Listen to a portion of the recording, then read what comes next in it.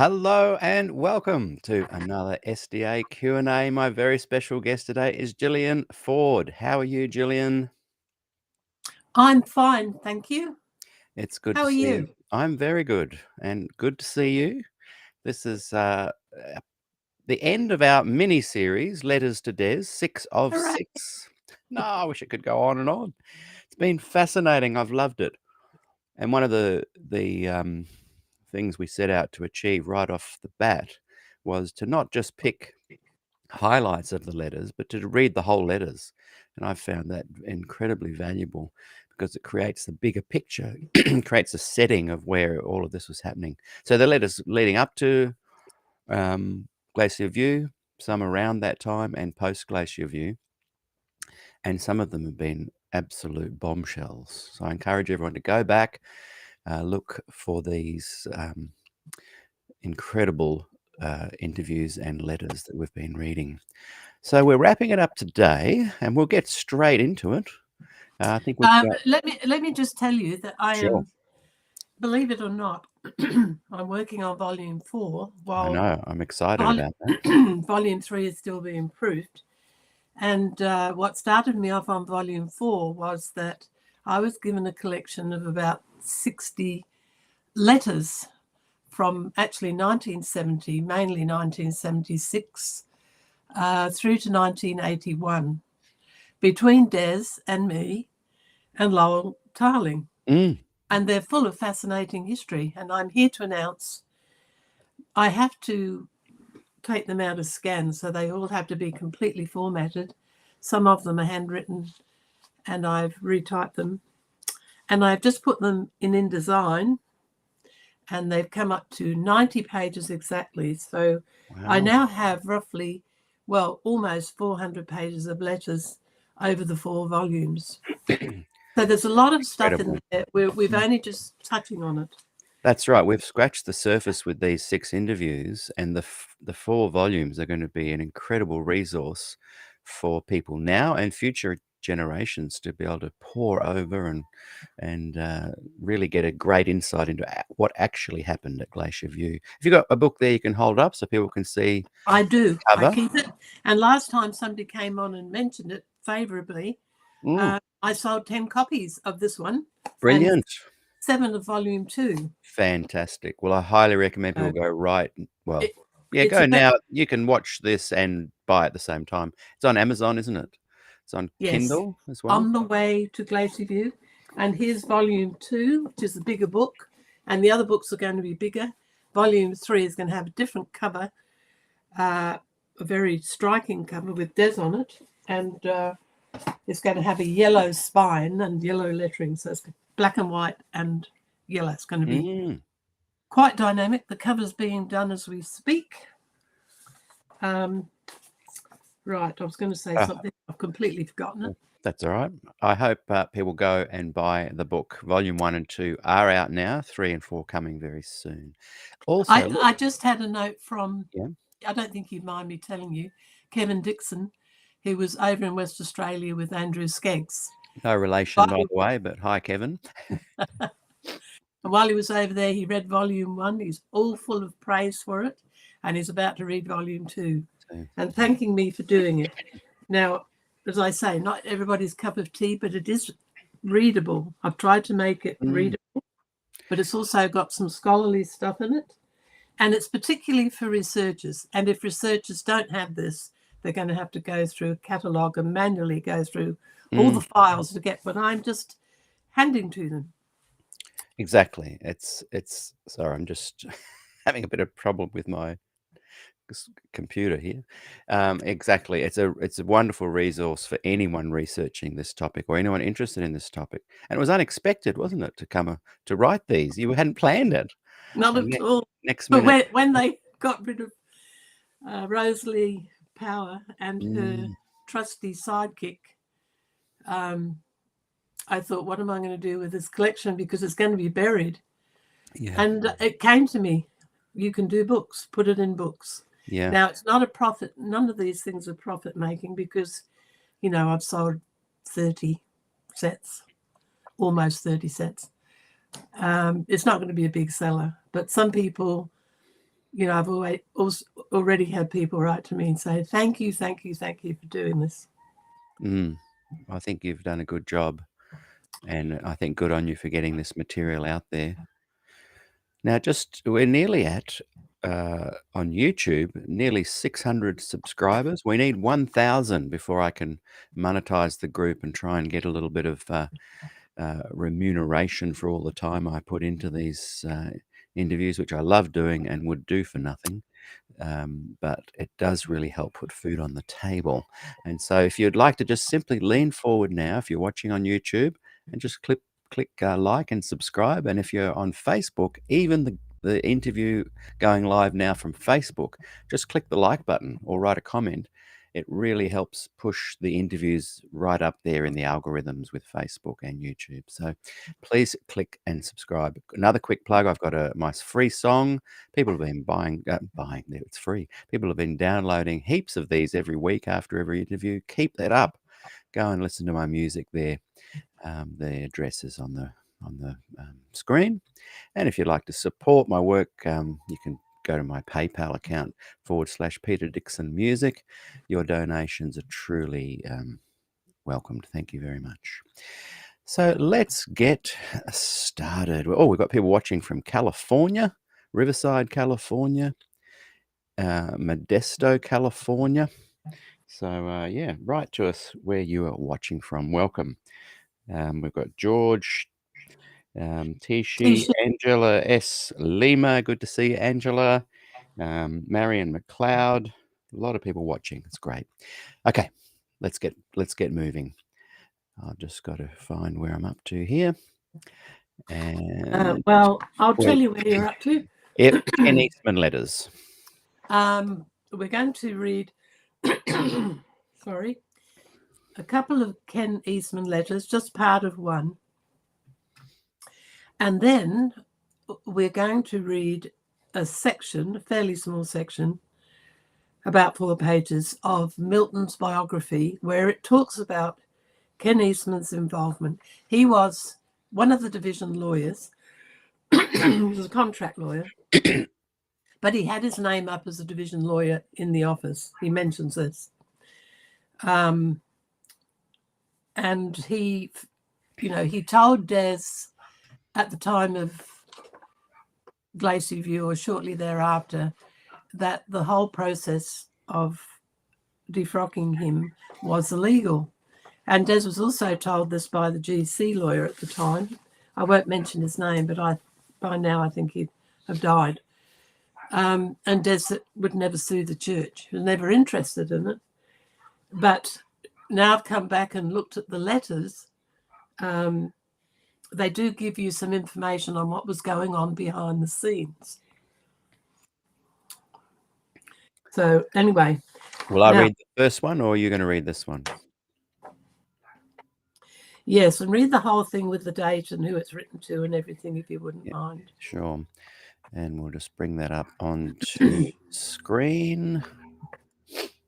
So this is after Glacier View. It's 9th of January, 1981.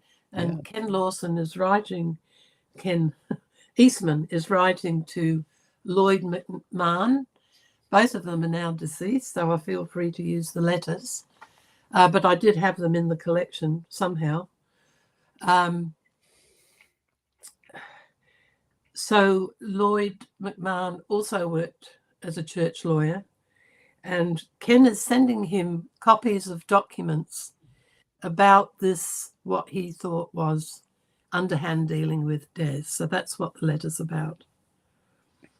Okay, well, I'll read it. 9th January 1981. And dear Lloyd, last week on the 5th, to be exact, I sent some papers relating to Ford and church administrative decisions. LG Moles also lost his credentials, and you've added there 1967.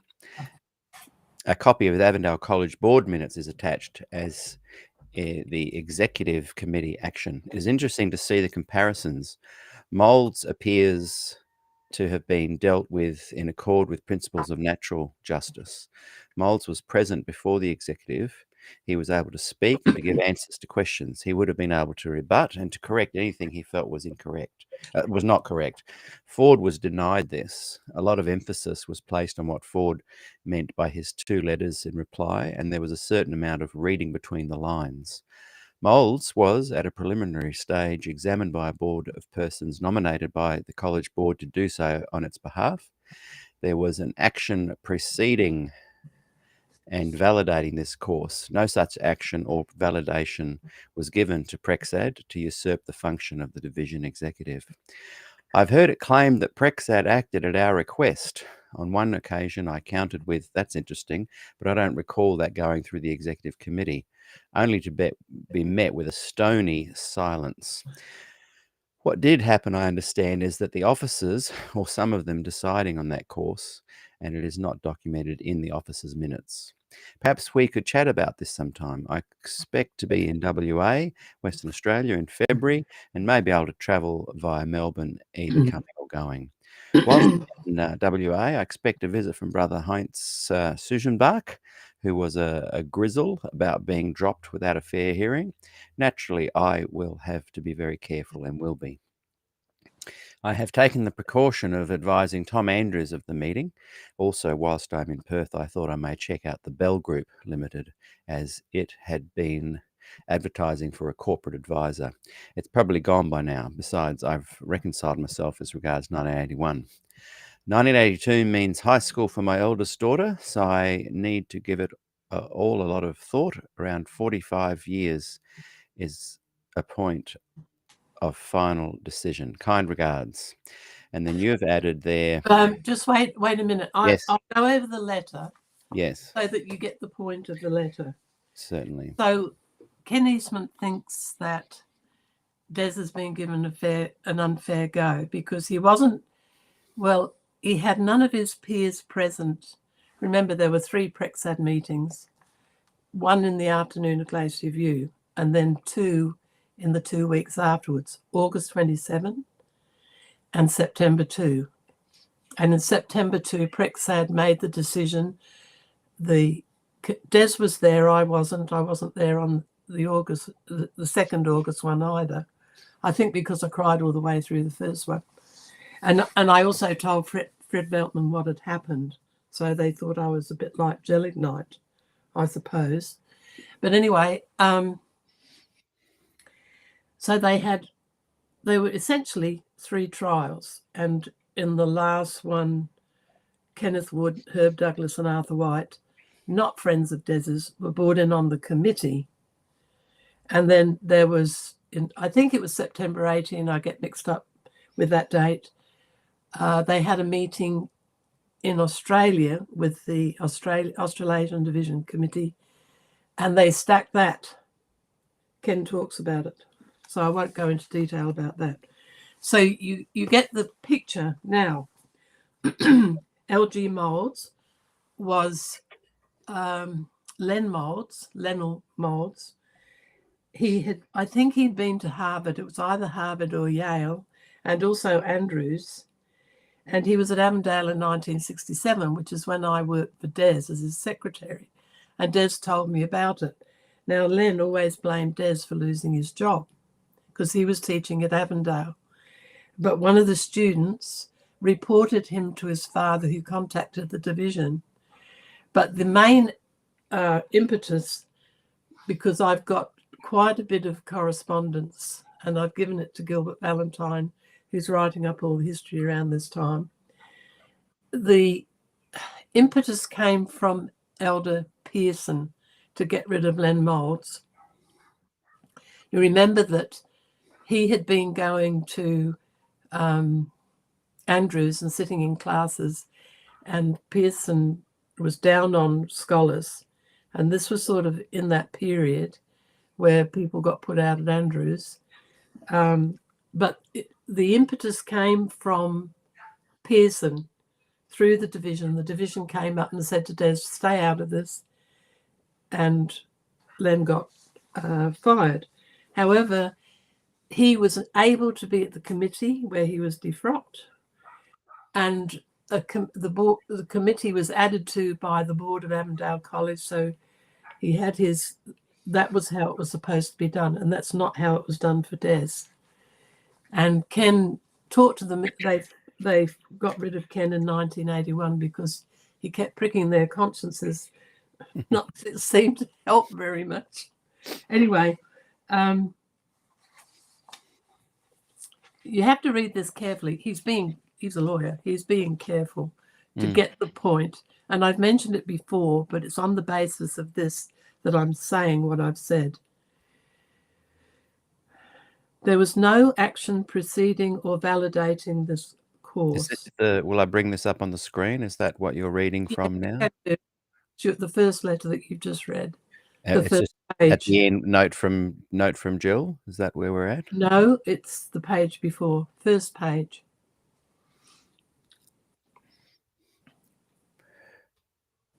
That's just a letterhead for me. So I've just read that letter, and where in the first column down the bottom, Ford was denied this. Oh yes, yep. And there's nothing wrong if you go back and look at Des's letters. They didn't believe what he said.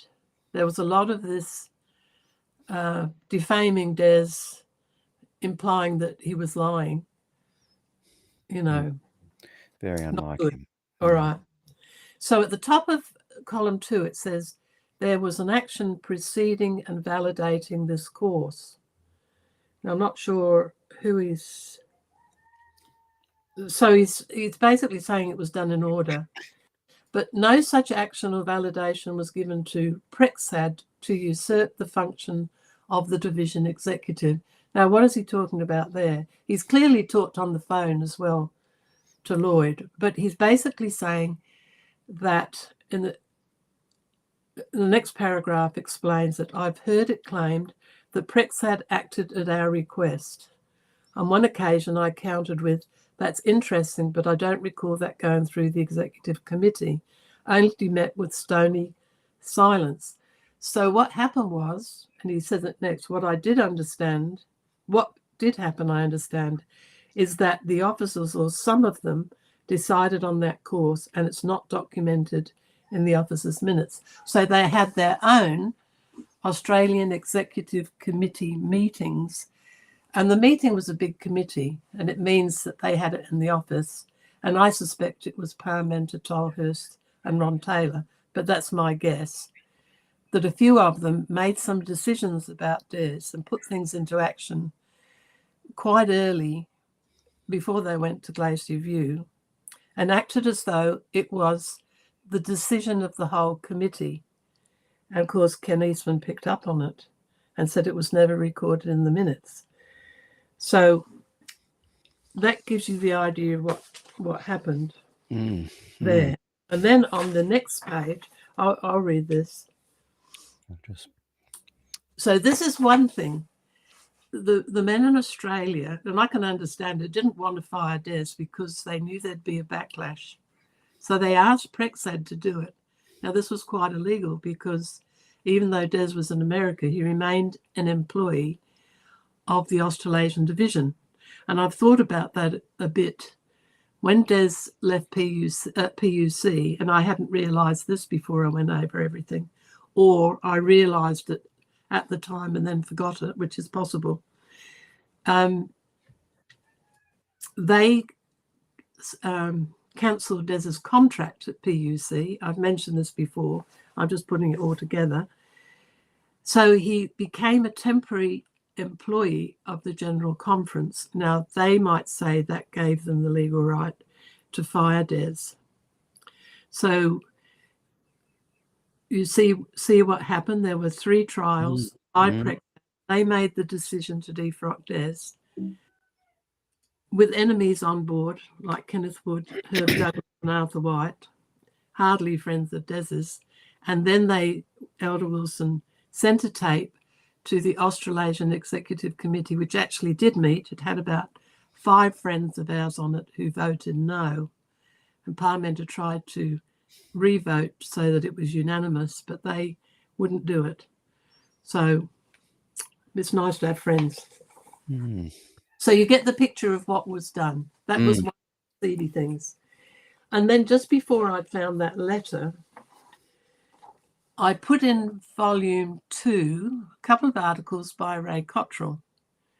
And as I was reading through that, one was on Glacier View and one was on Des and the Sanctuary, what his beliefs were in the Sanctuary. And that volume 2 has got position papers about what Des believed. So that's part of the purpose of volume 2. And about 200 pages of letters in that one. And as you say, a lot of them, because people haven't read them, showing what happened, are quite mind-blowing. Now, this is what I found in the article of Cottrell's, and I put it together with this other statement. So number 1, the brethren got Prexad to do the dirty deed, although in the end Parmenter was made to do it, but all the engineering was done by Prexad. Quite illegal. Is this the note from Jill now that we'll bring up? No, it's the page where you finished at the bottom, page 37 here I've got. Important note to the reader. Oh, yes. Yep. So here's a paragraph in Cottrell stuff.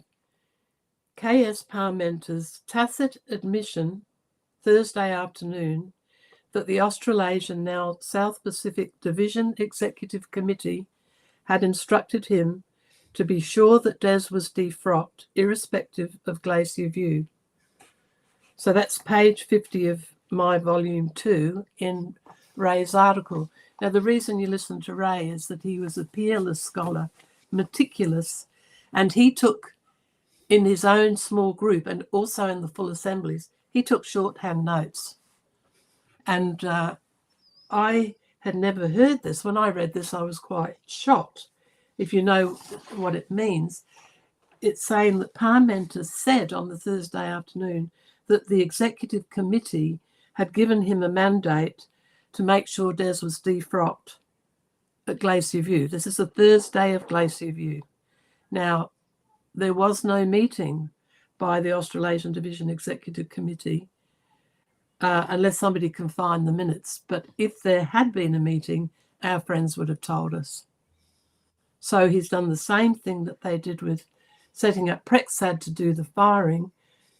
He's saying that the division committee has given him a mandate to come in and defrock Des, whatever happens at Glacier View. Now, you think of the ramifications of that. But there was no meeting. It was this small group of officers that Ken Eastman mentioned that met together and didn't leave any records. It's really shocking. And until I did all this stuff, I've been working for the last few years on Glacier View, I didn't know it. But, you know, again, they thought they were doing the right thing. So is there anything you want to sort of say about that? Other than that's fascinating and I have put it in the books, but not everybody will get the books. And, you know, anyway, let's go on to the other letter. Yeah.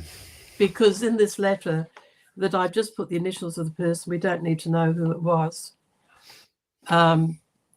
This is in 1999, so it's a lot later. It's nearly 20 years later. So he's in West Australia and he's just, you know, chatting. Thank you very much for your kind comments when you wrote this is Trust Service. Hang on, I'm just trying to check I've got the right one. 38, page 38 in my set. It's the page after you finished. So we've just had the important note to the reader. And it's that's it.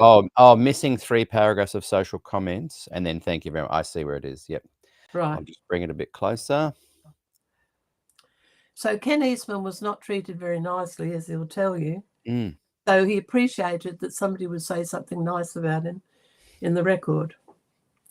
One of my most bitter regrets is having gone to the division office and losing the better years of my professional life.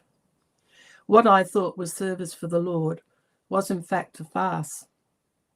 Nothing worked out as I'd hoped. The job was emasculated year by year until I became a glorified will checker. By 1985, it was about all over, and in that year, I asked to be removed from the executive committee. But he actually left working for the division in 81. I don't want to harp on this, and I did have some happy times. The rot set in, that should be, about the time the executive constituted itself as a kangaroo court to do the bidding of Neil Wilson and Prexat. But see, it came from the men in Australia. I still maintain it was a denial of natural justice. Poor old Keith Parmenter, faithful in his simplicity, tried to do what Wilson was not prepared to do himself and lost his health over it. Des Ford was too much a Christian to do anything but turn the other cheek. That's absolutely true. No, I'm not a follower of Ford's. I haven't been to one of his meetings for about 2 years. Then I can't see much virtue in attending an SDA service either. If I attend at all, I do so because Jan, my wife, has especially wanted me there.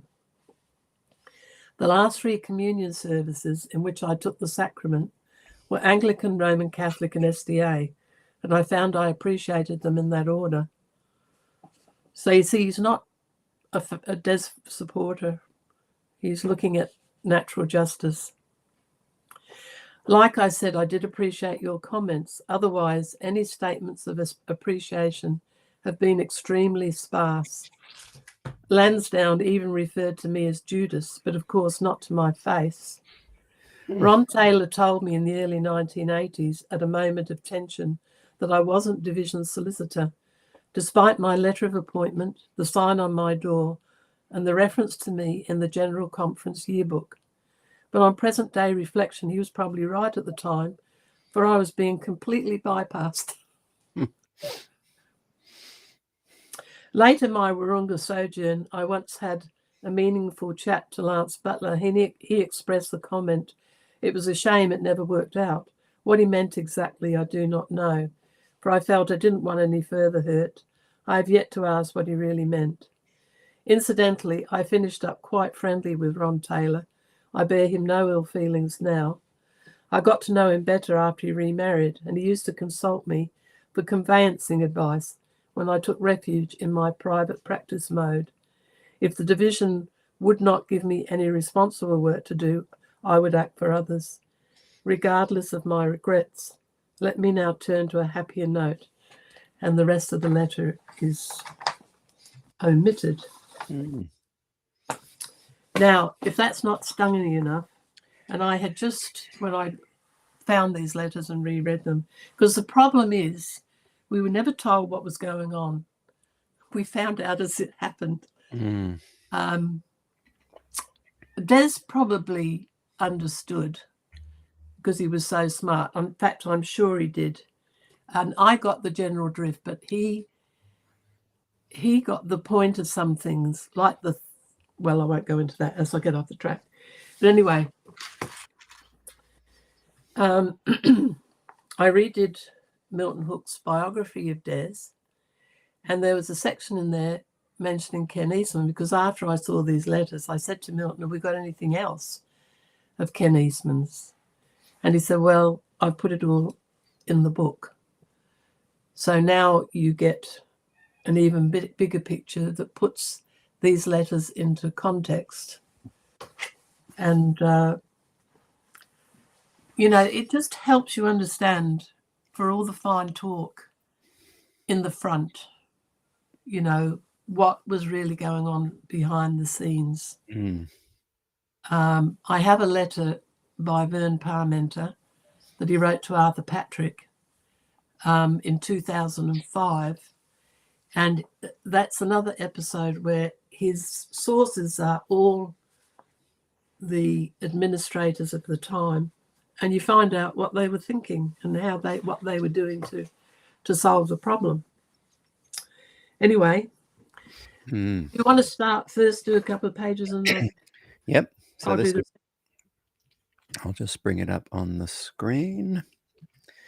I've learned how to zoom it in a bit better, which makes it easier for those watching to also kind of read along as well.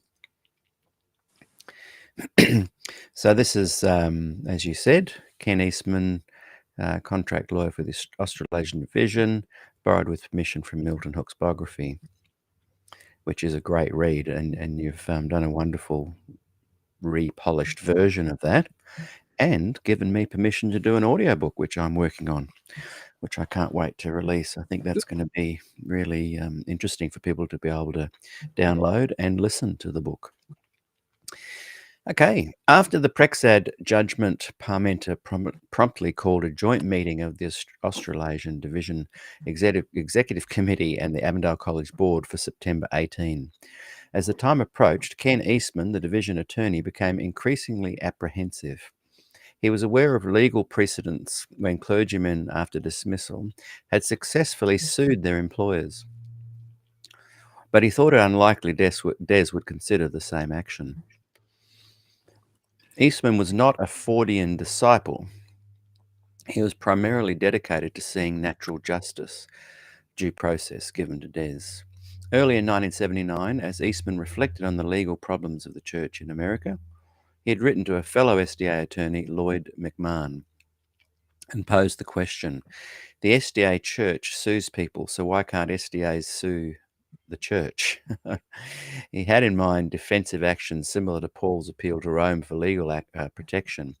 Top officials in the Australasian Division office, he observed, subscribed to what he called the divine right of Adventists, a belief that they were above the law. He believed they counted on others not to sue them, while at the same time reserving the right to sue others and even tread on natural justice. Eastman concluded that Prexad's meeting with Des on the Friday afternoon at Glacier View was certainly a trial hearing with the verdict pronounced on September 2.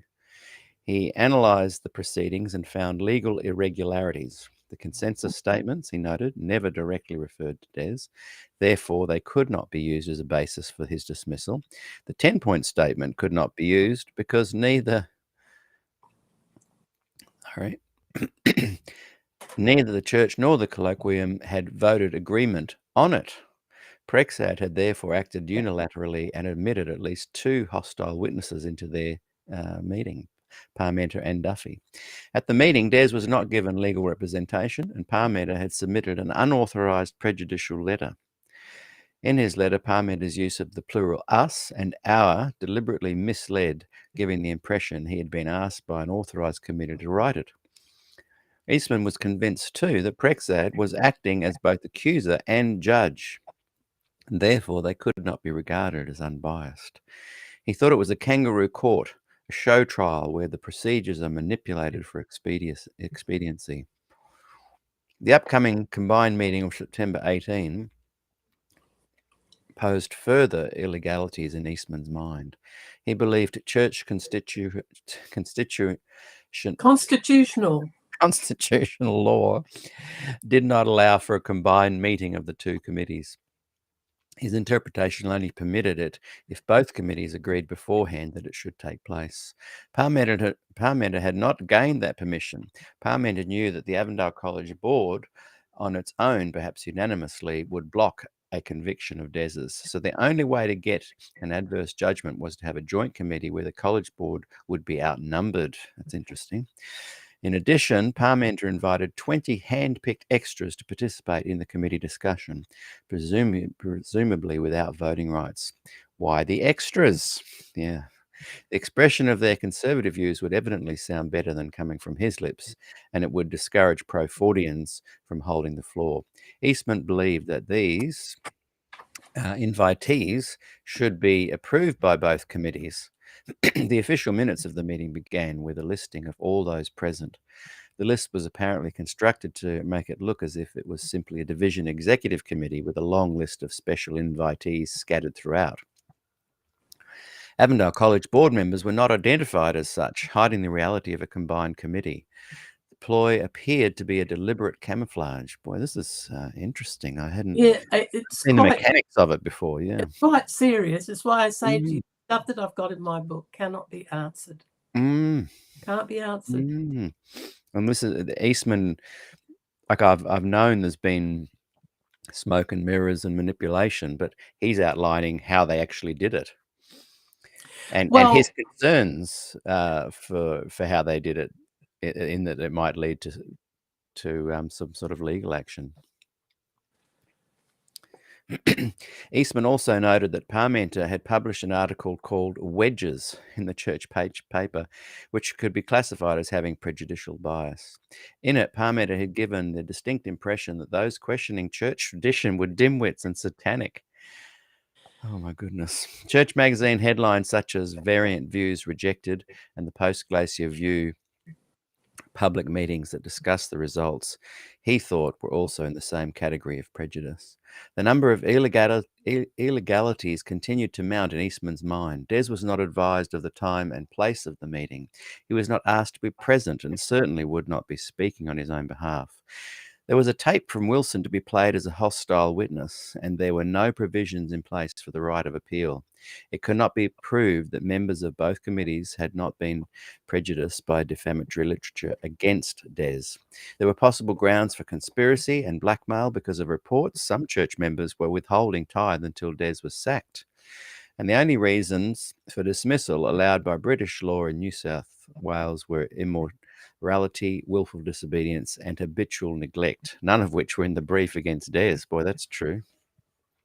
Hal McMahon, a Melbourne physician, wrote to Eastman and Parmenter expressing his concerns from a church member's viewpoint. The SDA interpretation of prophecy is not the real issue, he claimed. The central point is the supremacy of Scripture. That's a good point. Dr. Ford, he continued, should be reassigned to head a team to organise and mobilise the laity to take the gospel to the world. Oh, what a great idea. Which you kind of did. The struggle in cosmic terms, with Satan rejoicing because the failure of the church to accept biblical truth would delay his own eternal destruction. More letters of support for Des came in from all quarters, especially Avondale College, urging Parmenter, Eastman, and other committee members not to follow through with Prexad's recommendation. Ford is the greatest exponent of the gospel that our church has known in modern times, one Avondale lecturer maintained. Withdrawing his credentials will not help to solve the theological problems, he cautioned. Another observed that a careful reading of Des's letter to Prexad affirms that he has offered to do all that a reasonable group of administrators would expect of him. History professor Noel Clapham reminded Parmenter that spirited horses serve best even if they buck a bit. They are not, unless you are very bad rogues indeed, sent to the knackers. Do you think that's classic Noel Clapham?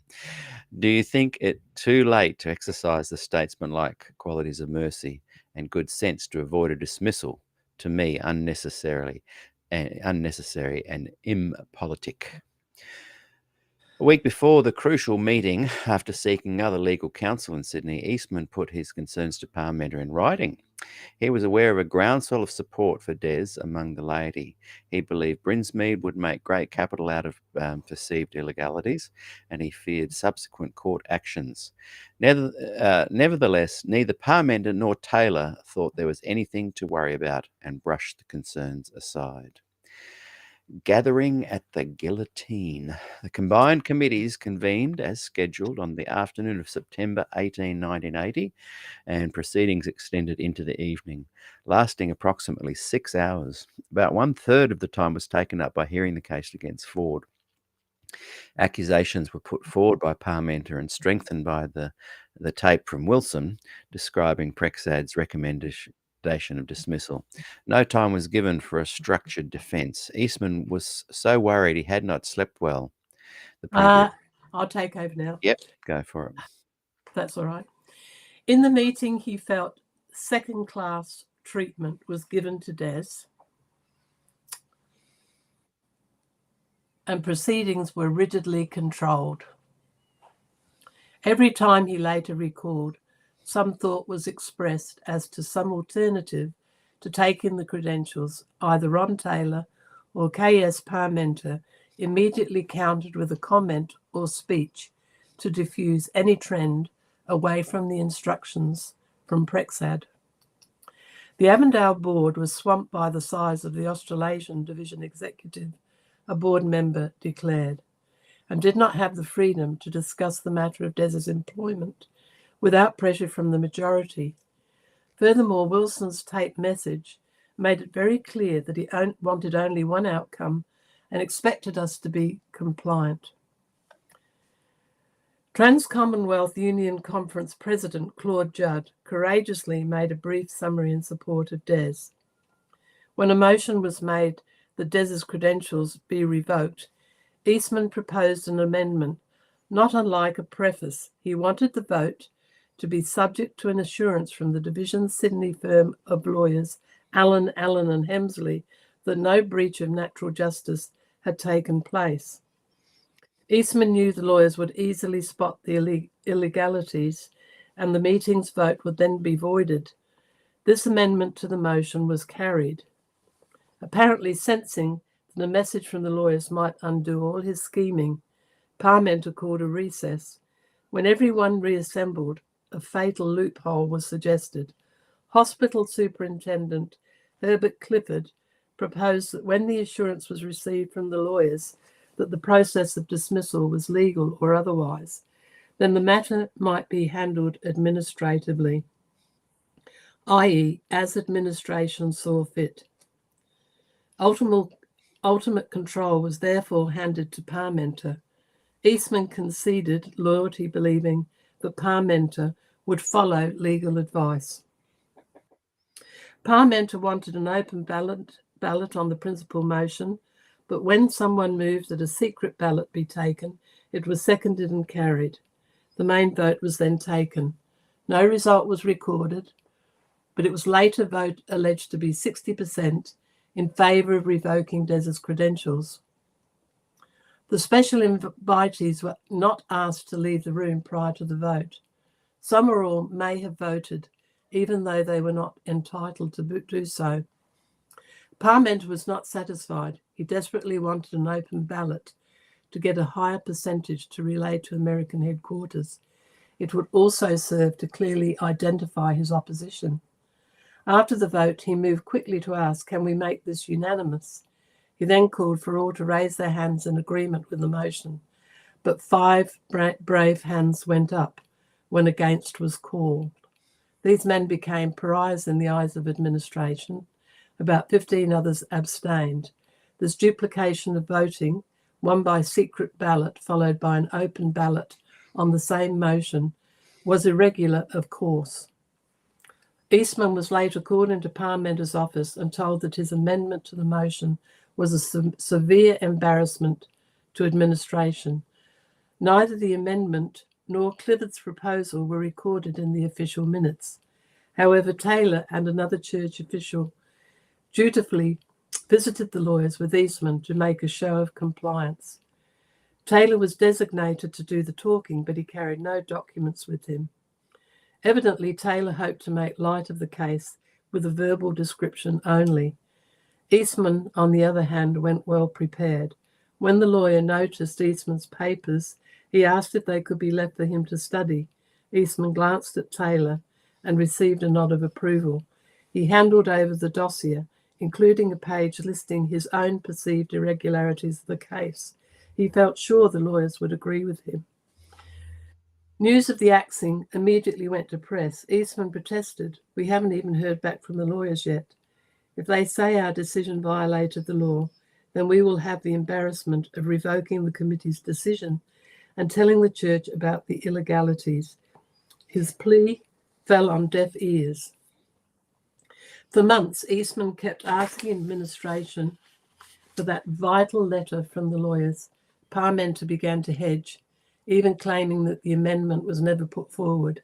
Eastman believed the exact wording of the entire meeting would be on tape and asked for it. Taylor had indeed made one, but would not release it to him or anyone else. Clearly, the lawyers had communicated their agreement with Eastman, but Parmenter and Taylor remained quiet for fear it would undo their conspiracy. Eastman kept asking the question, eventually was called again into Parmenter's office for a scolding. Parmenter becoming so abusive, his face turned purple. Taylor was there too, with a hidden tape recorder strapped to his leg. Wow. Eastman spotted him fiddling with it and said to Parmenter, "Excuse me, but I don't remember giving permission to record my comments." There was a deathly silence. Parmenter realised their subterfuge was exposed. With a smirk on his face, he tried to make peace, saying, "Well, I suppose we're all brothers in the cause and should work together." However, Eastman was never told the outcome of their visit to the lawyer's office. The guillotine had fallen. Eastman had done his best to snag the rope, but Parmenter and Taylor brought down the blade administratively. Boy. It's a bit shocking, isn't it? Yeah. Of course, Milton, he makes the most of it, using language like smirk and abusive and so on. Good writer, isn't he? What eventually happened to Taylor? Well, he's died. He married again and retired. He would have been in his 70s at this time, I would have thought. Oh, okay. Because I was actually nursing his mother at Erlin, at Jill Eager's mother's place, and his mother died there. And of course, Ron Taylor was a nurse. That was his background. Oh, right. And he and his wife came and laid his mother out. And she would have been in her 90s, so I presume he was about 70 even then. But there you are, dirty tricks, the sort of thing that Des never... No, he applied the Christian approach, didn't he, with everything he did. He was right to do so in hindsight. Now, Moto Sapien has written, is there a copy of Wilson's recorded statement, or maybe a transcript? Oh, it'd be in archives. I doubt you could get hold of it. If it get. Remember, a family member came and tried to get rid of all of Keith Parmenter's documents. So who knows what happened to it? Right. Yeah. Okay, so we'll keep moving. This next one is Des's letter to Richard Fredericks, June 2, 1998. Tell us a little bit about that one, and you can read this one. I'm going to let you read it because I might cry. I mean, we knew Richard and Sally very well. Richard has an independent church in Maryland. Just wonderful people. They were at Weimar with the staff, but he moved out and became a gospel preacher. And after Glacier View, when the movement was to give up the Sabbath, Richard and his congregation did this, and Des went over and spoke for the Sabbath, and it wasn't very popular with Richard's congregation for doing it. But Des wrote to Richard, and I've included some of Des's letters to people because they were always so beautiful, and he loved Richard. So this is in 1998. Oh, yeah, quite a while later. It's quite a while later. Yeah. So he left his church, and David Newman, who became the ministry editor, who was a great friend of Des's, he became the minister of Richard's church at that time. Is this the Richard I interviewed? No. Yeah. It is that one. Yeah, that was a good interview. He went off and so the friendship could have, if Des hadn't been different, because Richard, differed with him. Yeah. The friendship, but they're both very good Christians. And anyway, I wanted to put this letter in as an example. Right, let me... Tells you what Des was like. Yeah, let me read this one.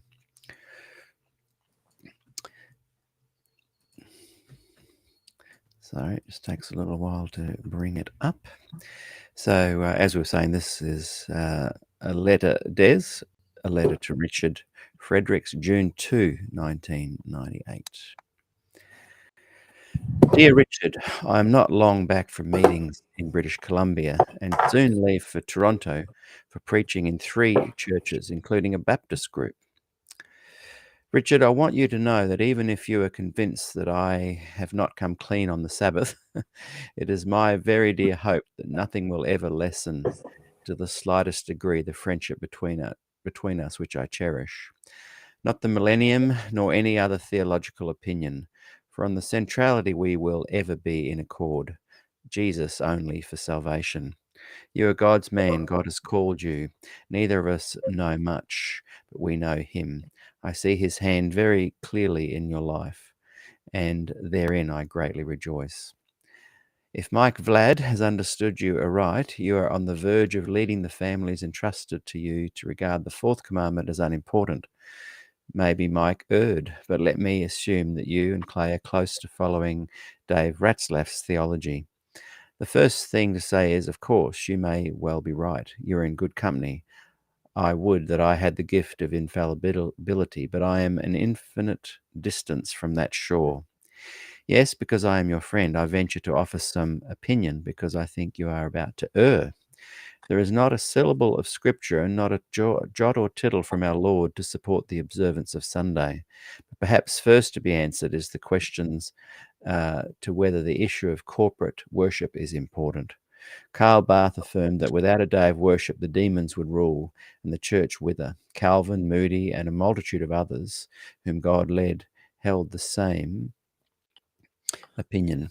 If it is true that the day of God leads to the church of God to hear the word of God, to encounter the Son of God, nothing must imperil it. On such an issue, if truly important, God could hardly be silent, and he has not been. The Sabbath is called a test in the first place. It is named in Exodus 16, and a holy convocation in Leviticus 23:3. Of course, worship as we know it burgeoned with the synagogue system, but long before that, the day was holy and dedicated to God, 2 Kings 4:23.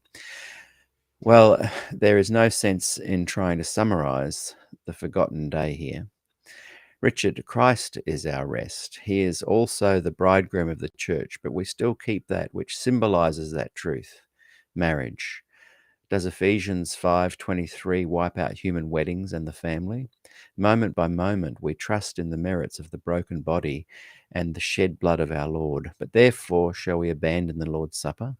We know that we were one with him in burial, death, and resurrection. Should we therefore not baptize? Richard, without the form, the spirit dies. That is as surely true as the other. Without the spirit, the form is already dead. That Christ is the reality is no more reason to give up the day of worship than to give up the other emblems of which he is the body. In an issue so important, I trust you will not act quickly, but would there be any danger in your reading the forgotten day? At least you could later say that you reviewed the Sabbath argument before taking a step. In all of Holy Writ, there was only one passage addressed to Christians which sounds negative on the Sabbath. Neither Romans nor Galatians name the Sabbath, and even Colossians never use nomos even once. If taken literally, that passage also wipes out all eating and drinking, and furthermore, the context shows that it is human precepts and doctrines some are tying to the Sabbath which are under discussion. In the mouth of 2 or 3 witnesses shall every word be established. In the great day of judgment it should not go amiss if one had followed the example of our Saviour in his life and death. It will ever be true, regardless of individual theologies, that the highest authority has declared that the Sabbath was made for man. And I, being one of the category, should therefore appropriate it with reverence and joy. There are no lengthy defences by Christ of anything about to pass away. Not the sacrifices, not circumcision, only true worship was defended. The temple is a symbol of him, and the Sabbath likewise. The real temple remains Christ and his body, and the real Sabbath commemorating his finished work. He did not clean the barnacles off a sinking ship, but cleansed the Sabbath from legalistic traditions, as he did the commands of the Decalogue.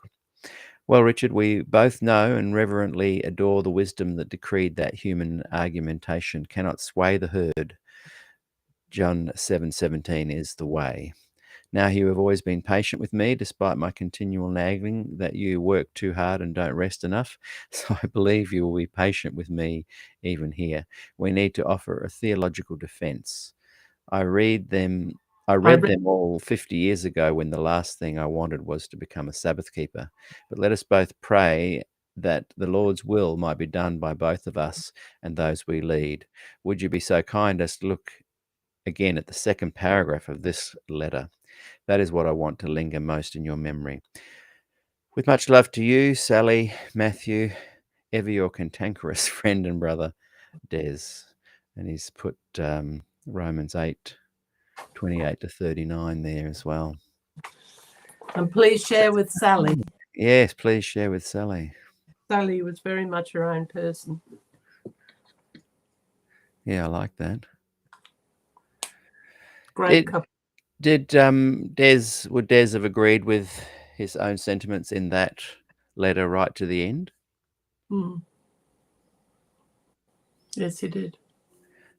Yeah. There was one line I really liked in there.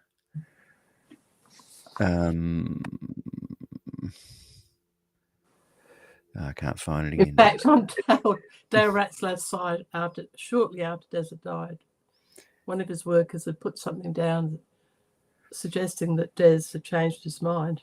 And I was furious. I wrote, yeah. Oh, I remember that. I said, that was a low blow. I said, it's not true.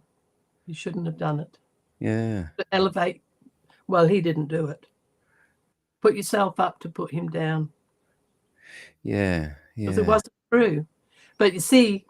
And he's not even saying you have to believe it. He's just saying, this is what I think, and please consider. It's a salvation issue. Yeah, yeah. I think that's the point they were making and misunderstood. But he even claimed in that letter it's not a salvation issue.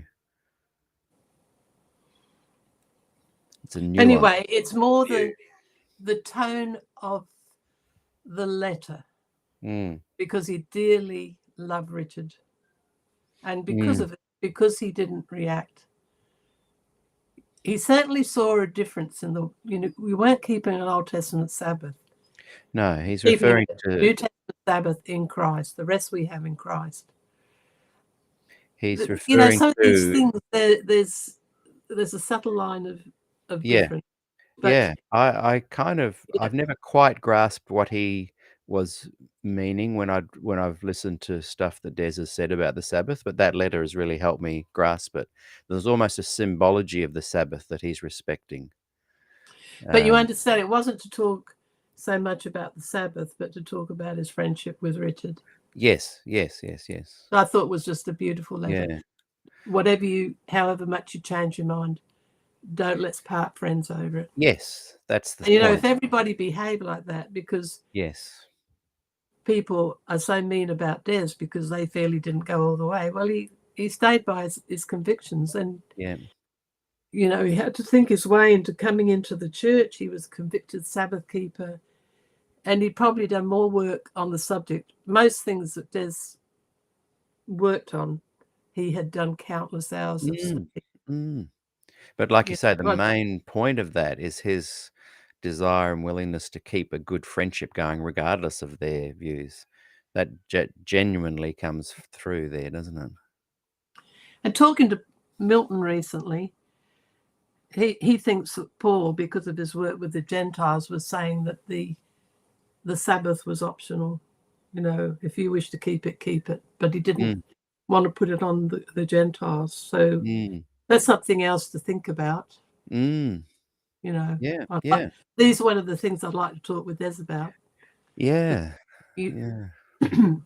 All right, now we've got a letter. This is in my volume 3 at the beginning. It's sort of a tribute to Graham Bradford, because Graham was such a good friend. Now, when Des, it took, he says it took him and John Carter 15 years to catch up, because when they were at college, just before I was, so mid-60s they finished, they liked what Des taught about the sanctuary then. And it took them a while, but they both loved the gospel. So ultimately they did change. But he tried to, you know, wherever Des went in the world. One time when we were in England, Graham came and they went up and travelled around Scotland, parts of Scotland and Ireland. And when Des and I went to Puerto Rico, Graham was on a world trip and he turned up at Puerto Rico. So he always kept in touch wherever. Good friend, right to the end. And I put this letter in the book because it's about the topic of the investigative judgment. Oh, good. And Yvonne Weir wrote to me, well, she wrote on Spectrum, because it was in response to an article fairly recently about the investigative judgment by somebody who wasn't interested in it, went back and looked at it, and has come up with one of these modern views about it. So I found this letter of Graham's and I thought, I'm going to put that in as a preface so that I can make a tribute to our great friend, Graham. Because, I mean, once you're dead, for most people, you're dead. Yeah. But anyway, tribute to Dr. Graham Bradford, a friend indeed. Like Abel, by faith he still speaks, even though he is dead. Hebrews 11:4. Hi, Des. Some people can be slippery when being forced to admit that the great controversy is different to our fundamentals, as revised in 1980. The crunch question is, when do we pass from death to life? Is it when I believe 1 John 5:11-12? Or is it when I finally get the nod in the investigative judgment? Our traditional teaching robs the believer of assurance, as they expect that everything is brought to the fore and weighed up.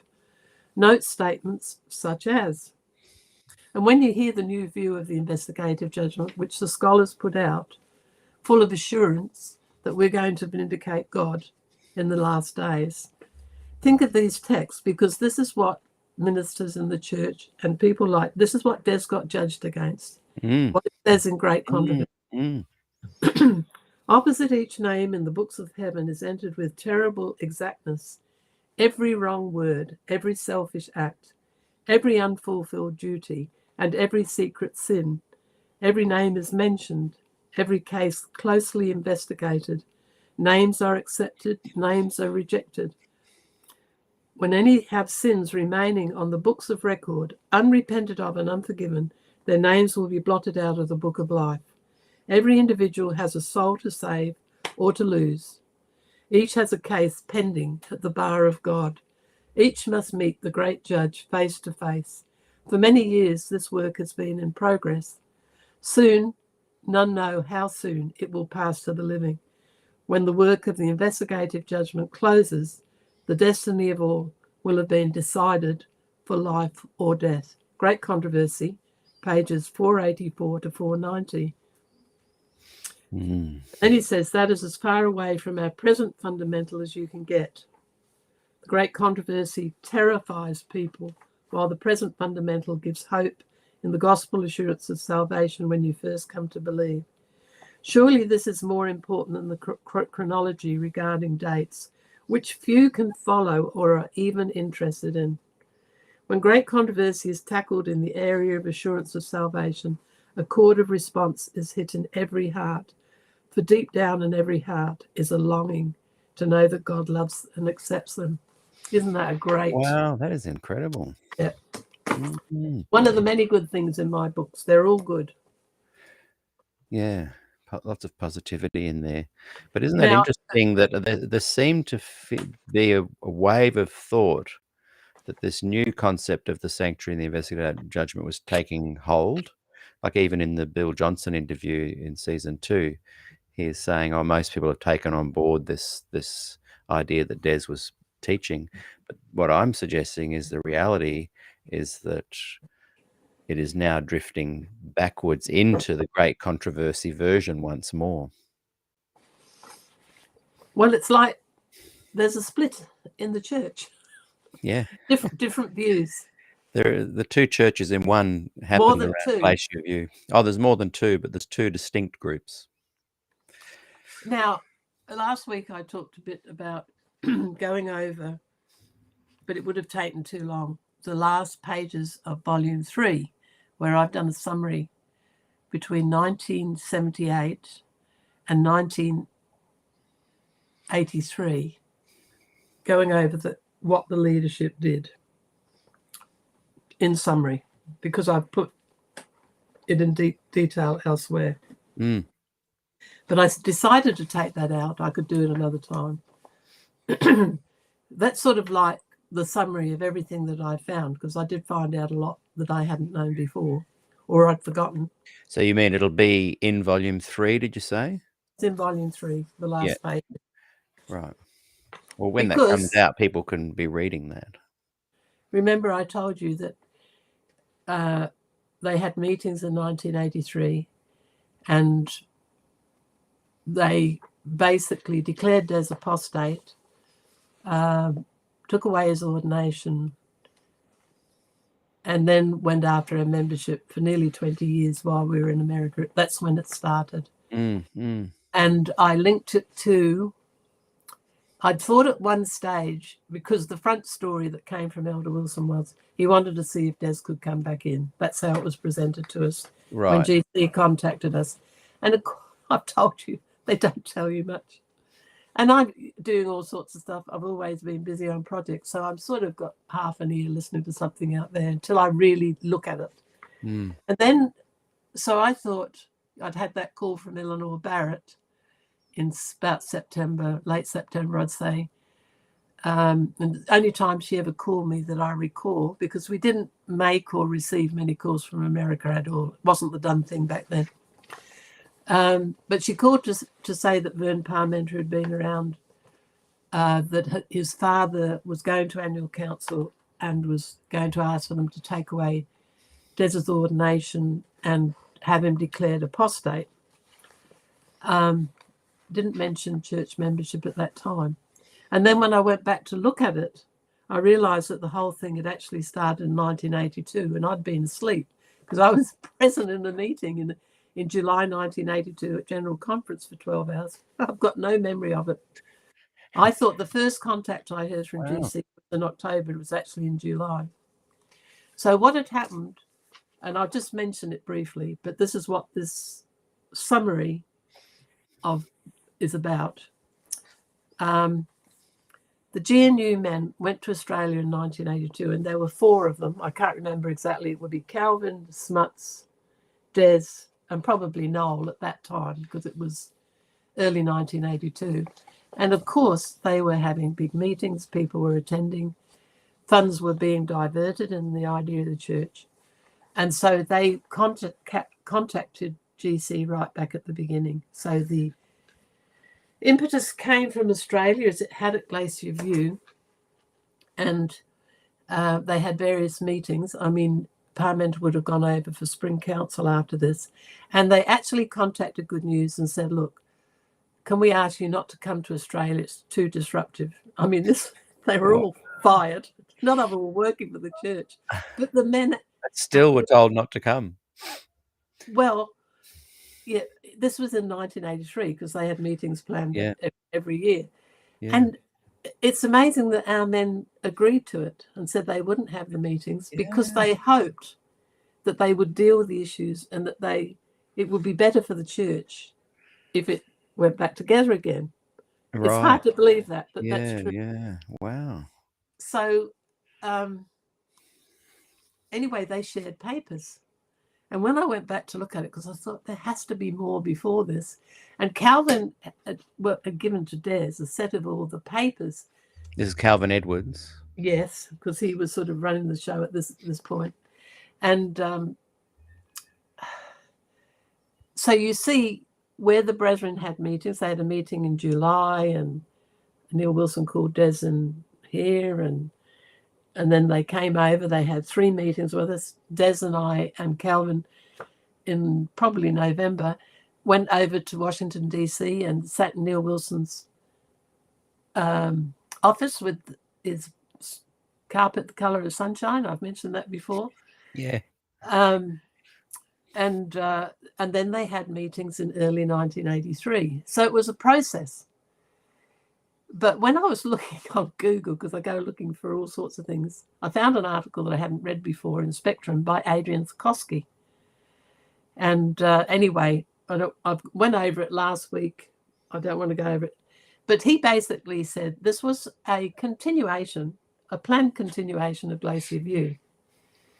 And he pointed out that at the annual council in 1982, obviously pre-planned, they had gone into the workers' manual, and under the heading of moral falls and dissidents, they had listed what would happen to people who continued on a path. So 1, they'd have their ordination taken away. 2, they'd be declared apostate, which in usual terms means they've left Christ. Mm-hmm. It's and then they should have approach the churches to take away their membership. So it spells it out, and it was done to get rid of Des. It was all planned. It was all planned. So they get to the meetings, and Des was hoping that they would continue good and deal with issues. And he wrote to Neil Wilson, talked to him on the phone, and Neil Wilson said, yes, sure, we'll do that. But see, Wilson was a diplomat, and he wanted Des to go through this because he wanted it dealt with. But that was never his intention. So when they actually got to the meetings in January 1983, they wouldn't talk about the issues. Des and the other GNU men, there were 3 of them there, and me. I, of course, don't get a mention, but I was there. And they just almost closed the meetings as soon as they started. And part of it was sitting around a grievance committee, and Smuts and I were the main ones who spoke on that, and discussing whether the fact that they called Des apostate was what got me. And it's probably why I have done these books, why I've been so fired up all these years, because I thought it's the giddy limit to call Des apostate, to say left Christ. And they talked about it at the San Francisco meetings in January 1983. And Des said, look, you can't call us apostate. Dissident is a better word. And they agreed. The people who talked to agreed. And of course, this was all witness. And then they went back, and things get changed when they get back to GC. So they were careful not to mention he was apostate, but the person who wrote the article, Adrian Zukoski, he mentions it. And he mentioned, I went online into Adventist Archives and got the Manila records, and it's in there. They just didn't want to say Des was apostate because they thought it might cause a reaction. So they just said they took away his ordination. Right. And then I found out they didn't follow through with the apostate action. Well, they approached PUC in 1983 to take away our membership, and they did it regularly. Neil Wilson would contact every new minister coming in, and then Falkenberg, we actually handed our membership in after we came back to Australia because we couldn't attend, and Des was going to work for the Baptist. It didn't work out because the person who promised it didn't have the authority to offer the work. But we couldn't have joined the church in Australia because we've been declared apostate, and the division would have stopped it. But see, that's what fired me, to call Des apostate. I thought that was the giddy limit, as I say. So anyway, that's what I was going to put in, and I thought it'd be too long. So I've got another letter, and I've told you I'm still receiving stuff, which I see is quite providential. Stuff just falls out of the sky that's pertinent. This is the letter from Lowell Tarling. His letters are really great. He writes well, and he was so much for the cause.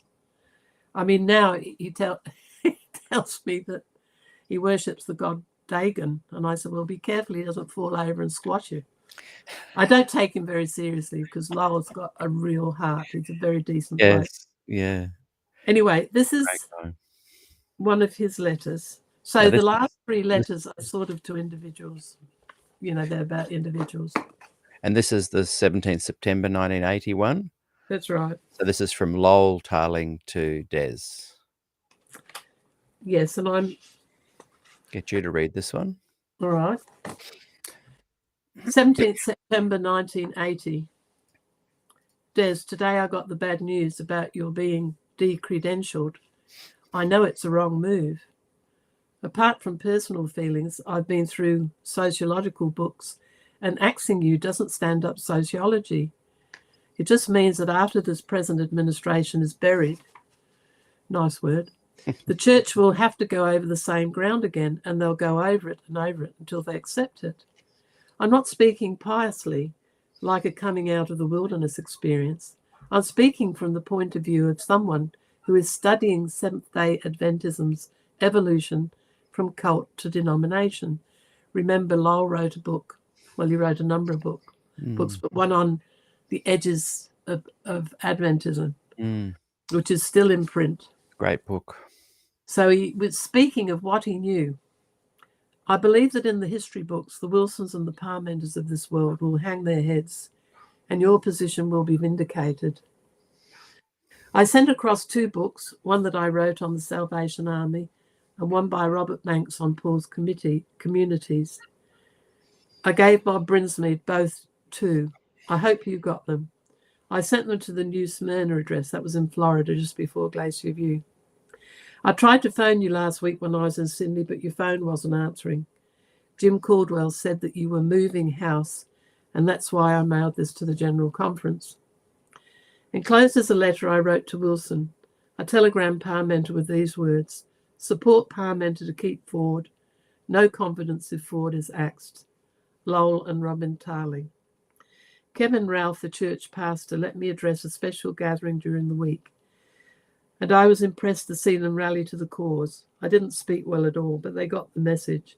I just got back from Sydney, and I asked if they could let me address the elders and concerned friends.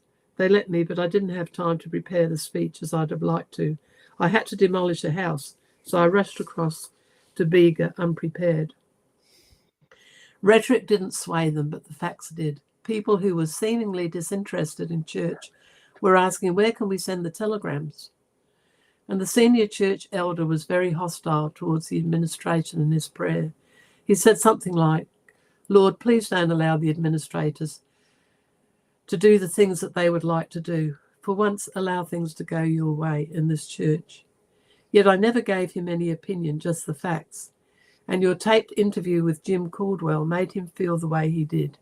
Even the most conservative could see that the administration was wrong. Frankly, if I could have had my way with them, I would urge them to completely succeed from the division. At least secede, yeah. At least until the administration undid what they had done, or else was sacked. Strangely enough, some people who were waning in their commitment to the SDAs have come on hot over this issue. One friend of mine, Peter Jensen, swore he would leave the church if ever you were dropped. Now he says it's not the time to leave. If they want to kick me out, let the rotters kick me out. Show me what they're made of. I've never seen him warm up so. There are others who would surprise you too. Mind you, I've had my moments over this. I abused Pastor Metcalf last Sabbath. This is Bert Metcalf. I was so angry with him. Like Peter, I just felt like cutting off a few of the high priest's servants' ears, and I reckon I've hardly started. You'd have loved Norm Young last Sabbath at the Sydney Forum. He got up and gave one of those I've come to bury Caesar, not praise him talks.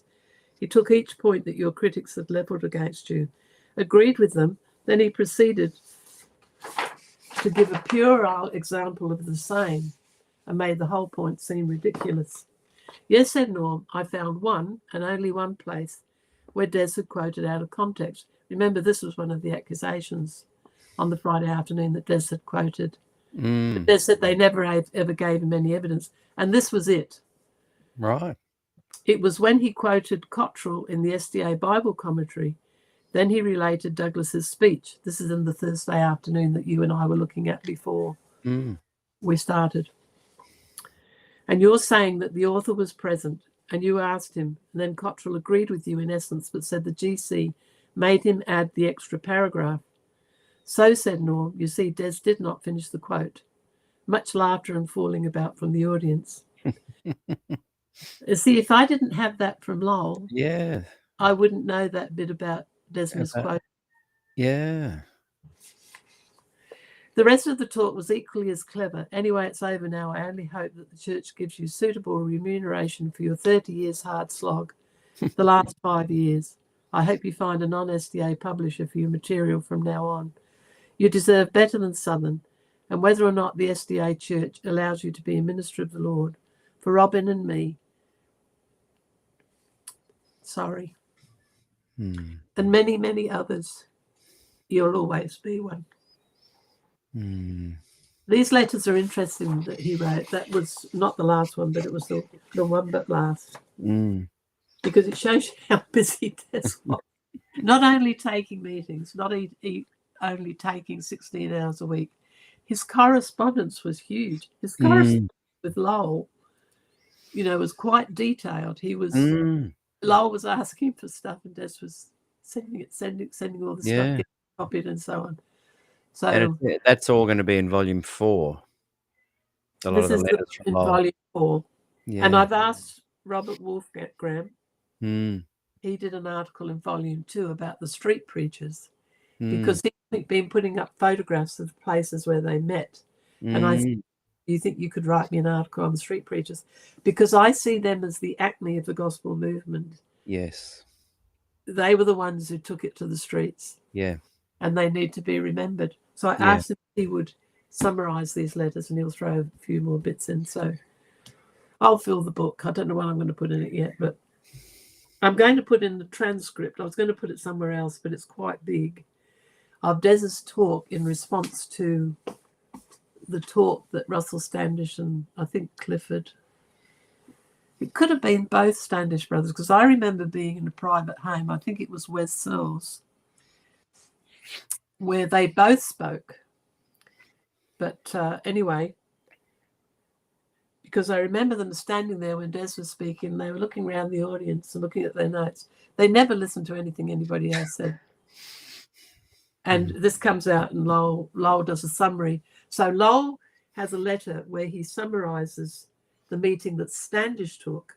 And then later, Des came in and he did a talk, and Russell attended and was allowed to ask questions for half an hour. And he probably took longer than that.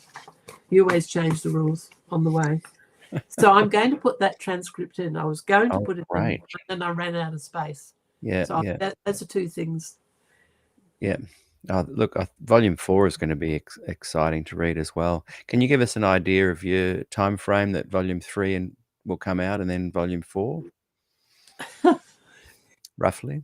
I would think that volume 4 won't be till the new year, because I've got to find material to put in it. I've got some ideas. I don't know whether he'll do it, but I've asked Harry Ballas if he'll write an article about the if he might already have something that's not his long book. But I'd really scrape the barrel. But I'll find something. It may not be as big as the others.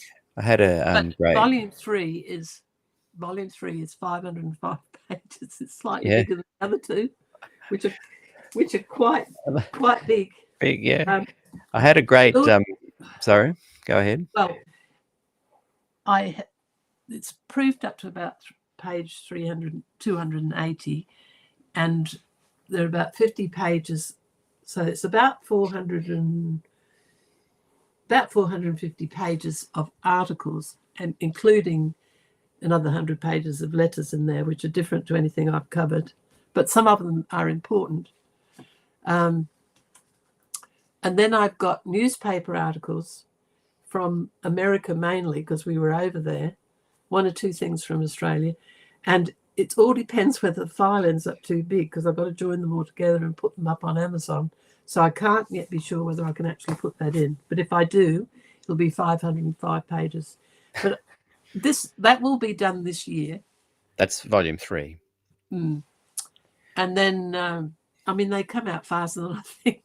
I know. I couldn't believe when the first 2 came out. Thanks to turned up Kylie. on my doorstep. And the other thing about Robert is, I wrote to him and I said, "You got anything else?" And in his garage, he's got all this media stuff from Australia. This is Bob Brinsmead. This is Wolfgram. Yeah. So he's got the Australian stuff. I only got 1 or 2 things So what from did he Australia. find? Did you say he Well, opened he was him up? going to have a look, but Right. because he's an editor and he's very brilliant writer, Great writer. you know, and so you'll see, it'll Yeah. fill. I And had they're all, to me, they're all interesting. I had an interesting lunch catch up with Cal Stewart yesterday, and He's read them. he knows all about the street preaching era of the 70s. You might get him to write a little chapter because he's so good at kind of putting it all into frame. It was a fascinating catch up. We talked for about 2.5 hours, 2 hours, and I felt like I had a whole even deeper insight into that whole 70s gospel Adventist kind of street preaching community, the tribe there.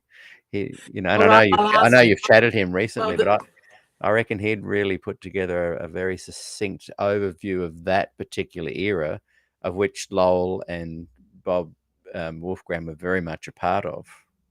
They were leaders in that. Yes, he actually called me this morning. Yeah. We talk a lot. So I'd say I've half filled, well, first 200 pages are already, they're not done, but, you know. He's an important kind of almost behind the scenes link to a lot of this stuff. So these books, which I told you I didn't plan, and I wasn't even thinking about them in February, but they're for Des, they're for the church, and they're for the gospel movement. And I figured that, you know, other people write histories, but I was there. You were there. Yeah. Well, I've really enjoyed this mini series, these letters to and from Des. We were going to have we got time? Yes. What did you want to add? I just looked here. I couldn't see any more. Spectrum. We were going to look at. Oh yes, let me a open couple that. of things on the page. Now this is not planned. Yes. No, we've got time, and I will just. But I'm looking in Spectrum, which I sent to you, and it's about page 13. It's the conversation because Parmenter's in there talking, and Wilson. And you get a little bit of an idea of what's going on. So this is Cottrell's article. He took, as I said, shorthand notes, meticulous. So he had the speeches exact and so on. And on the Thursday afternoon, this was the afternoon that the Pearson letter was read out. And it will tell you in this article of Cottrell's. This is November the 1st, 1980. And you can get it from Adventist, if you put in Spectrum SDA archive, it'll come up and you can go through and look through them. So this is the afternoon. The whole thing changed when the Pearson letter got read out. But this is where Dr. Provonsha has talked to Wilson and Parmenter, and he's trying to save Des. And he very bravely says, I don't agree with Des on justification by faith, because he was a moral influence man. And the men at Loma Linda didn't believe in forensic justification. So, but he said, I do agree with him on the investigative judgment. And he's trying to negotiate a conversation between Des and the administrators, which he's already worked out beforehand, but it didn't work as he thought it might because Parmenter came in. So you might want to go back and read it.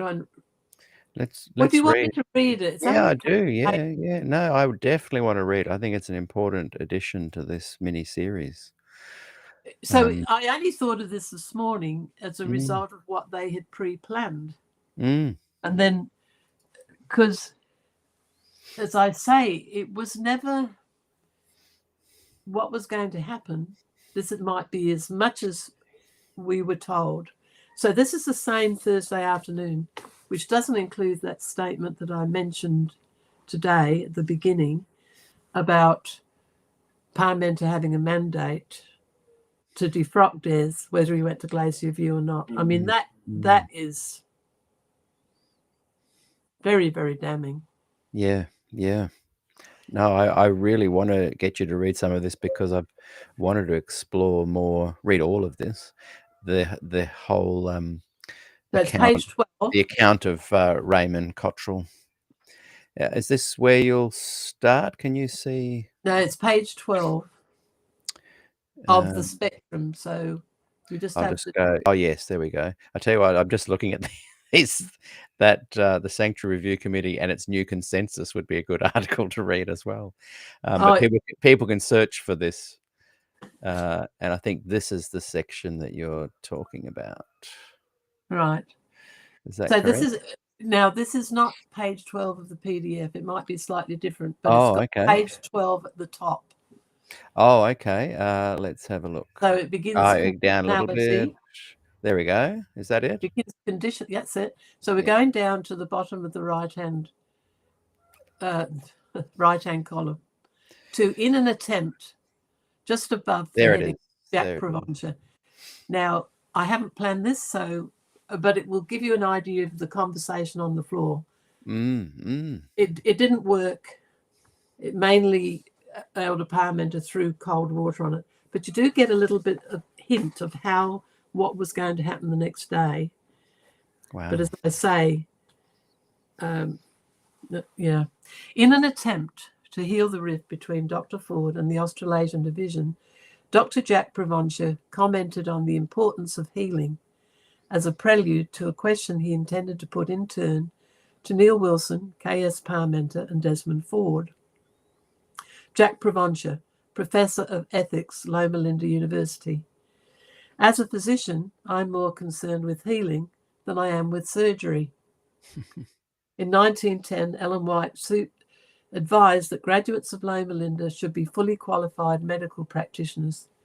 This led to the accreditation of Loma Linda of our colleges that prepare students for Loma Linda and of our academies that prepare students for our college. It led eventually to higher education for our ministers and to accreditation of schools in which they are trained. So now we're on page 13, left column. The church has never been quite the same since that fateful statement by the messenger of the Lord in 1910. And anyway, let me see, we don't necessarily need to read all this. If we go down to the end of the second paragraph, there are depths yet undreamed of in the sanctuary and the investigative judgment. There is a very real progression in our perception of truth. Addressing Elder Wilson, Dr. Provencher continued, "The other day, Des stood on the spot where I am now standing. If you asked me to put my convictions in my pocket, I would have replied, 'I'm sorry, I can't do that. My personal integrity is more valuable to me than credentials or church membership. I can't put my integrity in my pocket. But you asked me not to speak publicly on certain matters. I could put them in my pocket. I will do what I can to overcome tensions. If I sent you a letter in which I gave you this assurance, would you accept it in good faith?' Wilson, yes, I would accept that." But they didn't. Provencher, the reason for the tension we all feel over this matter is that we've not been meeting together as we have here at Glacier View. I must agree with most of what Des Ford is saying. Wow. See that? One of the few, James Cox and Fred Veltman both told Fred Veltman the same in private. In private. But he said it publicly. He said it publicly. Yeah, wow. Then turning to Elder Parmenter, Dr. Provencher addressed him with the same question to which Elder Wilson had just replied in the affirmative. And Parmenter said, "Your statement should also affirm that you stand loyally by the church. This church is not led by one man. We have committees. I would want you to write out your statement." Wilson, one further small step is needed, I think. You should add, "I stand by the position of the church. I'm committed to it." Now is referring back to the Dallas statement. Dr. Provencher has given us something very important. Des Ford is a man worth saving. Wow. But you see, you get this double talk with Wilson. You think everything's going to be all right. Isn't. Parmenter, I take my stand with Elder Blem, and he's spoken before saying there's so much division in the North Pacific Union, the area where Des was, that they had to do something about it. I take my stand with Elder Blem. Des, if you are honest, you will pass in your credentials and do so without being asked. Now, he's already judged him. We haven't had the Friday afternoon thing. He's made a decision. And this is right after Wilson's just said Des Ford is a man worth saving. It's the next comment. So let me say it again in case you didn't. And with Elder Blem, Des, if you are honest, implying you will pass in your credentials and do so without being asked. Pravancha, turning to the audience, all of you, would you do that? If you ask people in this room to turn in their credentials, not a few would have to do so on the same basis that Ford is. Integrity is more important than church belief. Wow. If you brethren can't think more about healing, surely there must be some other way of dealing with this. I could not sell my soul in order to be a member of the Seventh-day Adventist Church. Parmenter, healing must be on a wider basis. Our churches in Australia are severely polarised. Healing must reach further than just one man. Wow. Pravancha, this meeting is bigger than Des Ford. We need to find a way of keeping this broad spectrum of thought together. We need something that will keep us together. Yeah. Joe Batterstone. This is Pastor Fletcher, North Carolina. It has been a great blessing for me to be here. I am stunned at the thought that a number of my colleagues in the ministry are considering turning in their credentials if Des Ford has to surrender his. I'm stunned at the idea of split, polarised churches. If they are polarised, this serious state is not the result of the present crisis, but of something more basic. We as ministers have not been nurturing our churches as we should. That is why the churches react as some are doing today. What you refer to as a symptom of a much greater crisis. Ford. So Des actually spoke up here at this point in the actual meeting. Yes. Yeah. Wow. Oh, because Pravancha had set it up that he was part of the. He was being. Yeah. Sort of the questioner. So this enabled Des to speak up because he'd been told he must not speak. Yeah. And this is a great statement. Some confuse loyalty with not asking questions. Yes. Wow. I am not committed to all the churches taught, nor are you. This is to the audience. None of us believes everything the church has taught down the years. On that basis, we all ought to be excommunicated. That is gold. I'm so glad we including that in this mini series here. That's gold. Well, read that again. Read that one again. Okay. Ford, some confuse loyalty with not asking questions. I'm not committed to all the church has taught, nor are you.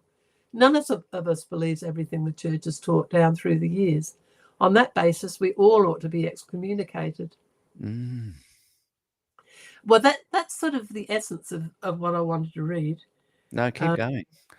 It's sort of, let me see. Just a little bit. I just think it's I'm enjoying the flow of feeling like I'm there. So I don't want you to end that. Go on with what George Brown. Well, it's sort of gone off what Pravancha was saying, except there are Des later on down the end of page 14 on the right. Ford, I am not against Ellen White, but against the misuse of Ellen White. The problem has to do with a person's view of inspiration. Mills, not sure who that was. How can I know what part of the spirit of prophecy is still good today? Can I be selective? In order to gain progressive light, I do not have to reject former light. How can I accept new light if it contradicts former light? Ford, I'm not against the church, nor Ellen White, nor this message. Wilson, tomorrow morning we will study 2 documents.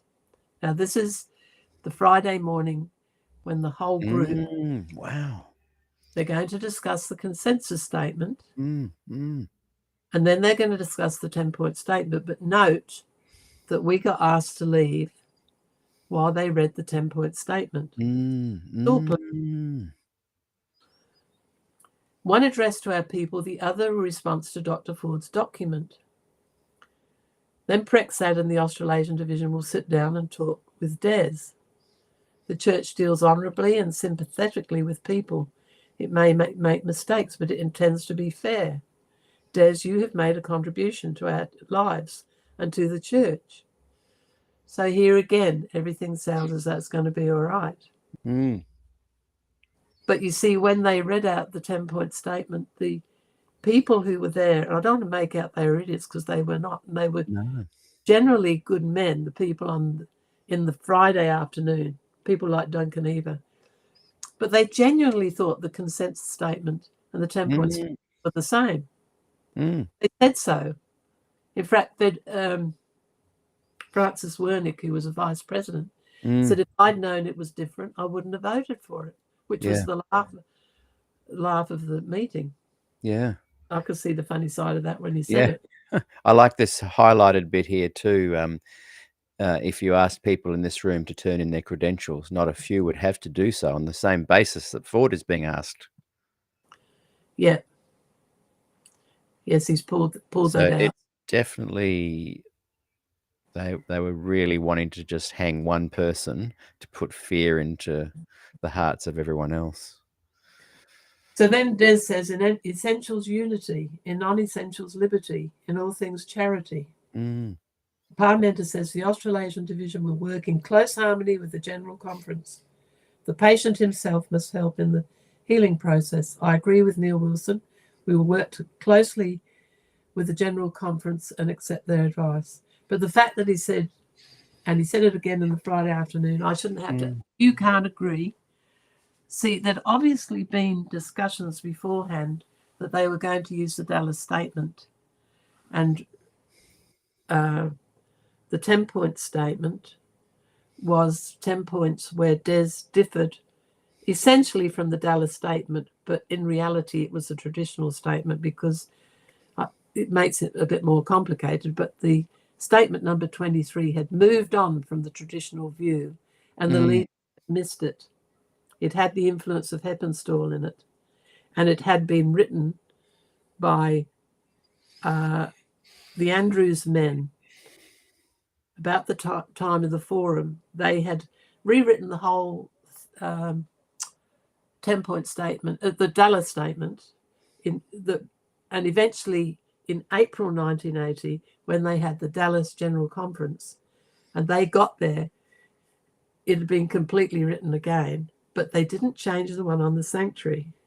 The sanctuary number 23 had been influenced by Heppenstall in 2 phases of ministry rather than walking from one room to another. Yes, yeah. So Des was actually judged not by the Dallas statement, by the traditional view. The traditional view, which was changed later.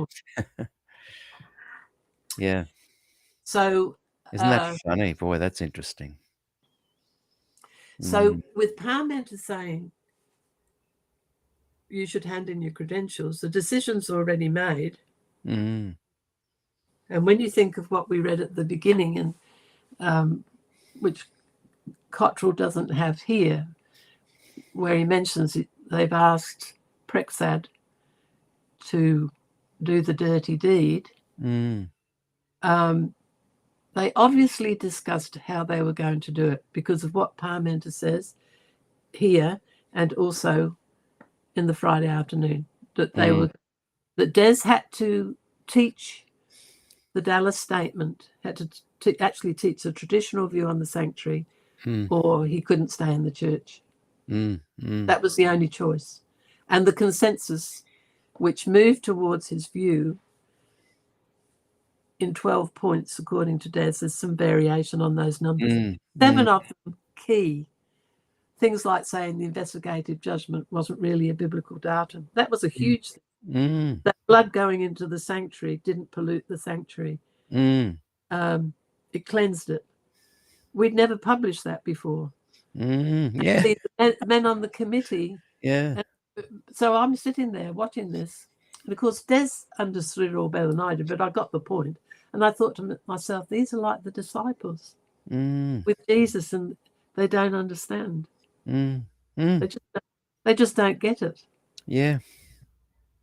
I mean, there are people who read the like Kenneth Wood and others, because it was written as a consensus, and Bill Jobs was extremely good at merging the language, and so was Fritz Guy. They did a great job. Both sides thought it was a winner. Yeah. Because it mentioned the investigative judgment. Yeah. And I think the Parmenders and Wilsons held firm because they knew the church was becoming so polarized that they had to, bring about an end to the discussion. I think in Lyndon Rogers' interview in season 2, he talks about Pearson and Wilson talking in a letter to each other, saying that there needed to be a line drawn in the sand. Just quickly, I'll bring up Motor Sapien. Hang on a minute, there. A couple of paragraphs below. Yeah. So after the reading of the consensus reports, this was the Friday morning. This is back to the letter, the Spectrum article. Yeah, same page, down just a paragraph. After Parmenter's statement, after the reading the consensus reports from the small study groups on the role of Ellen G. White in doctrinal matters, discussion continued. This is the reading in front of the full assembly of the consensus statements. And Wilson says, there is clear harmony in these reports. It is beautiful. So they saw a harmony. What? And Walter Scragg. So Walter was there at the Glacier. Oh, yes. Oh, yes. He was the one who negotiated the idea of just going to the new gallery in London, and then said it never happened. Yes. But he said how close the statements are. And, that wasn't true either. Who's this guy, Hardinge? There are no errors in Ellen White's writings. Beware of historians. What's he? Well, he was a church, he was a real right-wing person. I've forgotten his first name, but I know who he is. It's funny that he just pops in and says that little comment that's almost irrelevant. And then Harder says the church is a living community. This group is an instrument of God's revelation. We should recognize the authority of the church. The church does not control Scripture. The church would not have retained the investigative judgment without Ellen White. Well, that's true. Olson says our joy here reflects. There's a thing about questions on doctrine, and he would be a follower of. Yes, yeah. Andreasen. So Olson, the Ellen G. White estate guy. Yes, in this case, but right. Or he could be the president. Hang on a minute. What's this? He could be the president of Loma Linda, Norskop Olsen. He was a the different one. Because the other one I think was Owen. Yes, that's right. Who was the head of the religion department. You get a mention on the next page. I see. Oh dear.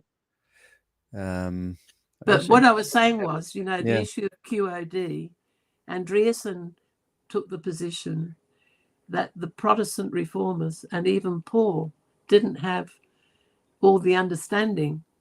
And, it was when Ellen White came, we had a greater revelation than the people in the Bible. And this is traditional, extreme traditional Adventism. Yes, yeah. The authority of Ellen White is the thing that is being questioned. I just want to read this bit, if that's okay. The Friday morning adopting the consensus statement, which I don't know what that means, but as the close of the conference approached, a drafting and screening committee combined the 7-group consensus reports for all 4 days into a unified consensus statement for the committee as a whole. The 15-page consensus statement consists of 2 parts. We've talked about that before. Christ in the heavenly sanctuary and the role of Ellen G. White's writings in doctrinal matters. All present, including Dr. Ford, found the statement viable. Some because it affirmed the traditional interpretation, and others because it recognized the problems and need for further study. And then here, I thought, I didn't realize that was on the Friday morning that they brought. For some reason, I thought that was on the Thursday, but that was No, the that was Friday done. morning. Yes, because they had. Trying to think, they would have had meetings of the small committee on the Thursday morning, so they needed overnight Thursday to finish the consensus statement. Yeah. Yes. Okay. But you were saying And a this lot of was people Bill left on the Johnson. Thursday night too. Oh, they did. A lot of the scholars Yeah. went. Why didn't they Pepper's stay all for went. such an important moment? They all knew that the consensus, that this document was being prepared. Why did Look, they all? No, they didn't. They thought they'd been reassured about Des. Right. They knew that they were discussing on the floor that he might go to the new gallery. They didn't think he'd be fired. Right. And some of them had other pressing programs. They just had to be go back by the weekend. So I'll just keep reading this because it's fascinating. Another document, a 10-point critique of Ford's position paper, was read the same morning to the full assembly. I had no idea that. Yeah, we weren't there. Right, you weren't there. We were asked to leave, and the excuse was that they wanted to. They didn't put it in people's hands. The other one was passed out. They duplicated, passed it out, went through it line by line, and voted on it. And then the second one, they read it from the front. And all present, including Dr. Ford, found the statement viable. Well, that's so important to know. Yeah, Des turned to me and he said, I can live with this. He was very pleased with it. But not only did he just say that to you, obviously the rest of the room got the idea that he thought it was viable. So he must have said something more publicly. I've read something. He told Fred Veltman at that meeting that he could. He was, because he said if they went to the natural conclusion, he told them this on the Friday afternoon, within a few years, you'll come all the way. Of course, they didn't like that sort of talk. Yeah. Another document, a 10-point critique of Ford's position paper, was read the same morning to the full assembly, in the spirit of love and a desire to heal, and with the intention of being fair to Dr. Ford, to his position paper, and to the church. The drafting committee of 6, which we've talked about a lot in the past, expressed appreciation for Ford's many years of service to the church, for the example of his personal lifestyle, for his talents as a biblical scholar, and for his deep concern for an accurate exposition of the Bible. Drafted overnight, this document was considered preliminary until Dr. Ford and the General Conference could review the accuracy with which it reflected Ford's position. Elder Wilson explicitly told the delegates that they were not being asked to express their approval or disapproval of the document. In other words, although formulated at Glacier View, it does not reflect the thinking of the Sanctuary Committee, which did not discuss it or to vote on it. After the reading, one of the delegates, Dr. Louis Venden, specifically... sorry, Dr. Lewis, is that what I said? Louis. Dr. Louis Venden specifically called the chairman's attention to the fact that the Sanctuary Committee had not approved the critique. Another delegate, Dr. Fritz Guy, professor of theology at the seminary, asked if orthodoxy would be determined by the 10-point critique. Elder Wilson replied that no, the document would not be used in that way. Both it and the consensus, incredible. Both it and the consensus statements would be considered working documents. Soon after 1 o'clock, the Sanctuary Committee adjourned. Friday afternoon, General Conference and Australian Division leaders met with Dr. Ford and Mrs. Ford at 4 o'clock Friday afternoon.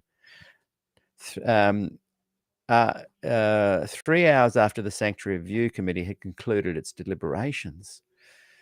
Dr. and Mrs. Ford were summoned before an ad hoc committee of 9, chaired by the President of the General Conference. Early in the meeting, the President told Dr. Ford about the small committee that had worked on the 10-point critique and showed him a copy of the document to make sure it included accurate summaries of Ford's main points. The President urged Ford to admit, after reading the critique, that his positions were tentative. After the President's initial statement that included, according to J.R. Spangler's account in Ministry, a discussion of not only Dr. Ford's theology, but also his attitude and judgment, other members of the group questioned Ford. In his response to the ad hoc group, Dr. Ford said that apart from wording on 2 points, he considered the critique to repeat accurately his position before it attempted to refute them. He also assured the group that he was pleased with the consensus statement and that he could live with it and preach it. Not that it was perfect, but it was far in advance of any previous statement which Adventists had put out. Wow, this is incredible, Gillian. By the way, mm, in volume 3, I have included the notes of Spangler and several of the vice presidents. Wernick was one, Duffy was another. Duffy's is actually, if I get another chance, I'd like to read out what he says, because I like Pastor Duffy. I told you that he put his arms on Des's shoulder. He put his head on his shoulder and wept. Yes, yes. I liked him. And you can understand when you hear what he says to Des. He said, have I got this clear? You know, you want to throw out 844 and this and that. And he puts it in a way that you see the problem of the church. And Des said, yes, he said, it does seem to expect a lot, doesn't it? But anyway, I got those. Bert Halaviak has just died, so I can say that he sent them to me, because when Spangler died, because Spangler was dead and because he wasn't a president, because when I was doing something on Glacier View, I wrote to Bert and I said, look, wouldn't it be great if they'd recorded the Friday afternoon meeting? And he said, well, as a matter of fact, they wrote written notes in order to do the ministry. So some of them were handwritten, some of them mostly handwritten. So Jill got them for another project years ago. Wow. And I typed them all out. And so they're in volume 3. Oh. So what Duffy said that I'm telling you about now is in. Yeah. So it's Cottrell's going by what we told him happened in front. Yes, yes, that's right. Yeah. There were no Scots there. Yeah. And the interesting thing about those notes is that even though they throw everything at Des, you know, the Brinsmead issue, they don't reveal about John Brinsmead, and of course that got later denied, but that's, they even called him, and it's in the notes, who was that guy who went to Mexico and poisoned his followers? Oh, yeah. I can't remember. They even said he was like him. They named him. Wow. So they go through and they really, they were Christian, but they really bullied him. Yeah, they threw everything at him, and they were, you could see it was all settled beforehand. But anyway, they are in volume 3. I've forgotten them. I'll just keep reading this. Later in the meeting, Keith Parmenter. I'm finished, but go ahead. Yeah, I'm just going a little bit of an interesting sidebar here. I think it's important, so important. This is making me feel like I'm in the room on that last Friday with you and Des. Oh, well, if you read the notes of the men who were there, because they used it for writing up the ministry, you'll get even more of an idea than you get from this. Wow. Later in the meeting, Keith Parmenter read a handwritten draft of a letter to Dr. Ford containing much of what appeared in the subsequently typed letter. The extent to which the handwritten letter was more demanding than the later typewritten version is a matter of some dispute, as is the nature of the discussion that followed the reading of the letter. Spangler and other members of the ad hoc committee itself insist that at no time were Dr. Ford's credentials called for. Dr. Ford remembers the handwritten... He used that same statement that he used on the Thursday, pretty much exactly, saying if you... What happened was, because they talked about Brinsmead, and they kept saying, why haven't you been willing to go in the review and damn him? And of course, I read you a letter in the last couple of times where he gives his position. Des didn't do stuff like that. He was a Christian brother. He was preaching the gospel at the time. He saw the bigger picture. He said, I was not going to save myself by damning Brinsmead. No, good on him. To me, Des was a man of honor. Yeah. And they could, you can tell they're politicians at some level, because Neil Wilson said, I cannot understand why you would not better your position by doing this. They couldn't understand it. Dr. Ford remembers the Hang handwritten. on, I hadn't quite finished. I'm sorry. Sorry. I lose track easily, so I have to do this. No, go for it.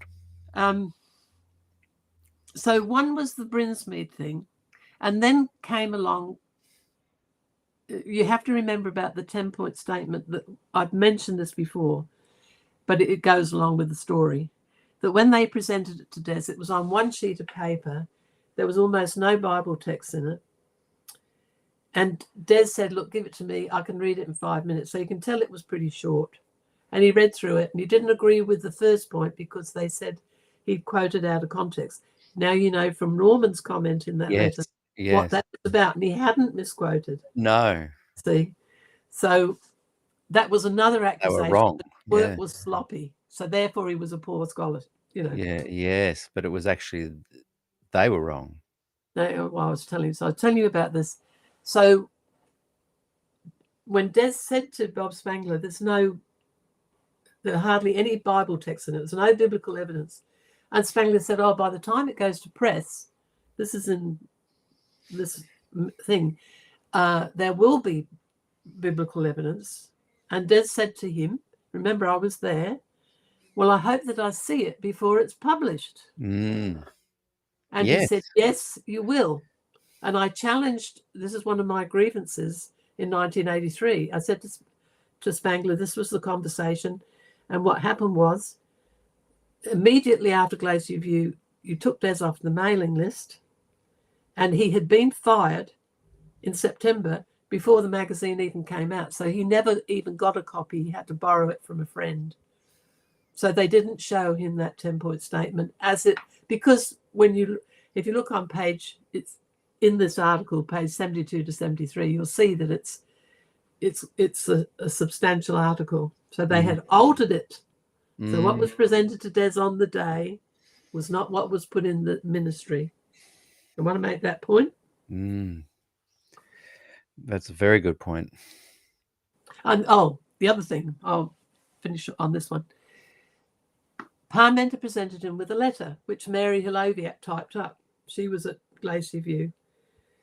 I wish he kept a letter. But anyway. And it was clearly revised when it was put in the ministry. It was a lot softer. So it was, I don't remember the 4 points, but 2 of them were, one was about Brinsmead, that Des had to go in the review and damn Brinsmead. And the other one was that he not only had to put his views in his pocket, remember what Pravoncha said, he had to change his mind and teach the church's fundamental position. And Des said, are you asking me to lie? And Parmenter said, no, but if you can't do that, I shouldn't have to ask you for your credentials. You should be handing them to me. And see, because of... Which he'd said the day before publicly. And they said, look, we'll give you 2 weeks. They didn't have the authority to take away Des's credential. It had to go through the 3 committees, and then it had to go through the Australasian division because he was employed by them. So it couldn't be done there. But, I got into trouble over it for saying to Fred Veltman, well, Des lost his job. And then when I talked to Des while he was sick before he died, he said, you weren't wrong. It was the end. And remember, they put in the review about August the 27th, so a couple of weeks later, variant views discarded. And they said it happened on the Friday afternoon. So I wasn't wrong, but got told off for it. The only conversation I ever had personally with Parmenter. So that was why they gave him 2 weeks. And Des said, look, I don't know what the period of time was. You could give me 1,000,000 years. He said, I couldn't do those 2 things. He didn't resign. I mean, Parmenter said afterwards he resigned. He didn't resign. But it was all over. And I told you, they talked to us about our fares back to Australia and that they would give us some month's wages. And then afterwards he came to us at the end of the meeting with a smile and said, I'd offer you a job in the SHF, but I know it wouldn't suit you. So I sure thought it was all over. And they never said to me, don't say anything when you go out. And Fred was Des's boss. He was his department head. So, of course, I said to him, well, they fired Des. And that caused a tsunami when it got out. And then I got told off. And I said, but I thought that's what happened. And then on September the 18th, when we got this letter, like a month later, I wrote, Vern Parmenter said in one of his letters that I wrote abusive letters. I wrote one letter that was fairly hot. I don't have a copy of it. But it was because Parmenter had told us that Des didn't get fired on the Friday. And then 3 weeks later, he was finished. Yeah. I wrote to them, how could you suddenly cut us that day off from health benefits when we've got children? Because we had to, I'm not really griping about that. That's all right. But at the time, I was quite about it. Yeah. And I thought that was unjust because we had children. Actually, Des was sick, but we had friends who looked after him. He was quite sick after Glacier View. But if it could have costed us thousands. I know other people who weren't covered, and it takes about 3 months before you get coverage. And I didn't think that was right. No. But the fact that Parmenter told me that I'd misrepresented them. And then 3 weeks later, confirmation. And when it came, it was a surprise. I know, as I say, I wasn't always concentrating, but when it actually came and we got a letter and it said it was all over. Yeah. And I wrote to him afterwards. So I did understand about the apostasy thing and church membership. I said, dear Pastor Parmenter, could you tell us if our membership is being removed? Because they're approaching, this is very shortly after it. This is 1983, so I'm getting on to another thing. But I said, because Pioneer Church has approached Smuts about taking its membership away. So the trouble is they don't tell you anything. You find out as you go along, sort of. Anyway, I finished my bit, which was a lot longer than I said. That's all right. That's important. I'm just going back to that little document. I'm going to finish reading that. Dr. Ford remembers the handwritten version as being so differently worded from the later version that he was justified in thinking that he was being asked to surrender his personal convictions on the exegesis of Daniel and Hebrews, and on the basis of the 10-point critique to declare publicly that he was in error and ready to change his views. See, that's interesting because they then kind of rewrote what they said they'd presented to him and watered it down, which then would have made him look a bit silly. But the reality is that it wasn't that way at all. He agrees that he was urged to take time to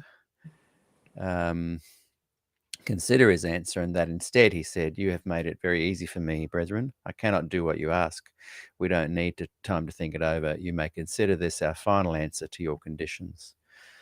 Ford also remembers asking, are you asking me to lie? And Parmenter replying in substance, no, we don't want you to go against your convictions, but if you can't affirm these requirements, I shouldn't have to ask you for your credentials. You should be giving them to me, which is what you just said. See, I just said it. Yeah. So that tells you what I told you was the truth. Yes, exactly.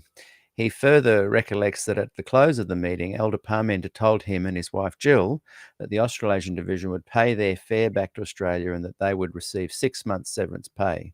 There was no doubt in our minds that the decision was final, the Fords have subsequently said.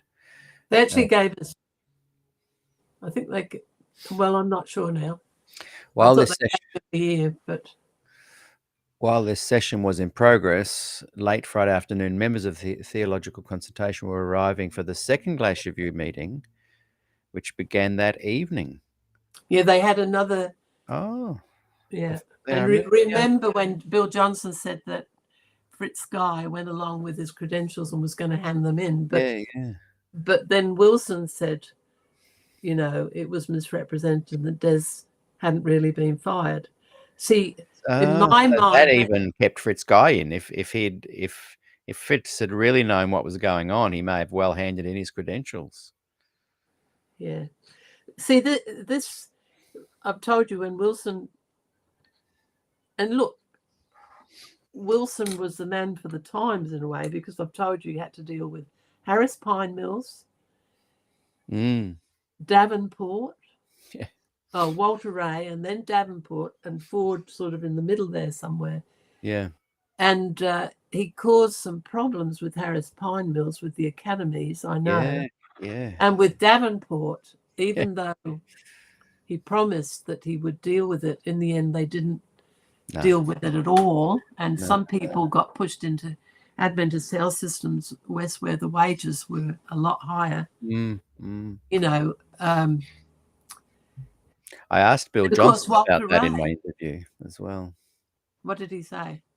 And he said it was lucky we didn't, because he said that initially they were going to name these names of people that had been involved, and he kind of diverted me by saying, luckily we didn't name the names publicly, because it turned out that a couple of them weren't actually involved afterwards. And if I'd been on the ball, I would have then said, okay, well, the ones that were named and it did eventuate that they were at fault, what happened to them? What kind of sanctions were brought against them? And I didn't ask that. I thought, you know, I understand that there weren't any sanctions brought against anybody. You know, Bill, I told you last week, to me, by his prejudicial articles in the Record, the position he took against Des, when he essentially thought very similarly on righteousness by faith and the sanctuary. There were some differences, but and then defend the Davenport people. I know. I told you this morning, my great sin is scorn, as I try and stay away from some people because of it. Well, I think I ask for forgiveness for it every day, but you know, to treat Des the way he was treated. Yeah. Of course, going over all this stuff doesn't help me, except at least I now really know what happened and I can record it. And I think I've told you, I read about a famous historian who wrote on the Inquisition, the Catholic Inquisition in the 1500s, and all the brutal torture. And the only way she got through it was to drink brandy. So it comes at some pain. This is your brandy. But, you know, it doesn't drag me down, because we always knew that if you're going to stand up for Christ, you're going to have opposition. You can't expect not to do it. And the thing that shines, you know, Des wasn't always perfect. He didn't always say the right thing. But I tell you what, some of his letters and the way he dealt with people, the way he forgave them, out of this world. Out of this world. So there's a really good side of it. I mean, we had a wonderful ministry with good news, and Des went round the world preaching, and we've put out a lot of books. I'm not saying that a lot of people will read them, but we've done it. Yeah. You know, we've had a witness for Christ. We've really had a wonderful life, and I've got nothing to complain about. No. Well, I think in a nutshell, you were able to produce material that gave people a lot of relief and assured them of their salvation by teaching them the true gospel from the Bible. You know, we've done about, well, when I say 40 books, I didn't do all of them, but I did a lot of them. And they're sort of like textbooks for a new denomination. Yes, yeah. So I don't worry. I just, I see it as sowing seed. I write these books. I don't know if anybody will read them. They might just end up as doorstops. And I don't really care. I just want to just getting it out there. Get it out there and leave it up to God to sort it out. Will I dip back into that letter, or has it pretty much covered everything we've needed to talk about? It's up to you. I'm finished, but it's fascinating. Where people can look, I'll leave it there, because people can actually go and find that article, can't they? Well, look, I will go and find the address for it so that Yeah. people can find it. And look, the statements, part of the confusion, you've got the Dallas statement, which was set up before Glacier View, but it was what was used as a base. Yes. And I say that with my tongue in cheek because I've told you really they used the traditional view, not the Dallas view. Yes, yes, yes. But it gets too confusing for people. In the review, you can find a summary of, at least a summary. Andrew Skeggs is the expert on where to find the 27 fundamentals. And then you realize, I think they added one on creation, which is a disaster. So it became 28. But anyway, that's a separate issue, but it was part of Glacier View. Yeah. Then you've got the consensus statements. And in here, it gave you the name of Christ in the Heavenly Sanctuary. And the other one was about Ellen White. And that's the names. It's hard to find them in the ministry because of the different names they gave them. And the 10-point statement in the ministry is called the Desmond Ford statement. I suspect it was done deliberately. That might be a conspiratorial mindset. But quite honestly, you can understand why I am like that. Yeah, there's enough evidence. It's totally makes sense. I just put up there the image of the cover there if people did want to look it up and read the whole Spectrum article there. It's volume 11, number 2, documents. There's also interview with Desmond Ford. There's an the interview whole in thing looks great.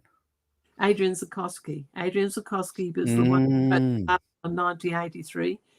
You know, it's a wonderful article. It puts all that I'd found together to see what they did in getting Des size.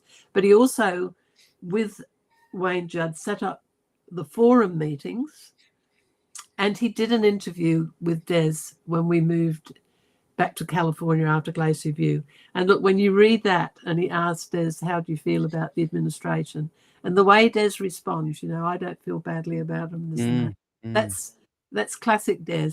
Yeah, yeah. Of whom I'm immensely proud. I don't care about all those people who think he's terrible. I know different.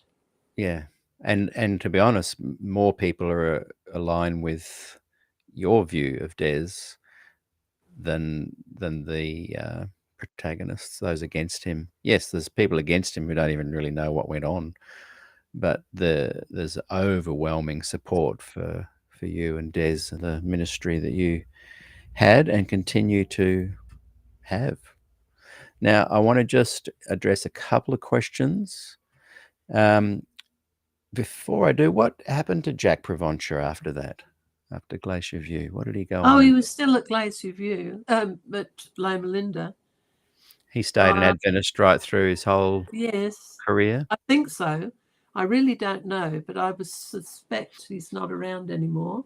We could have a look. Now, Motor Sapien has said, if we do get a moment, can we answer him this? Which I think we kind of have. I'd really like to know if there are any clues as to what motivated the leadership to this conspiracy. I think it's just that the church was being so polarized.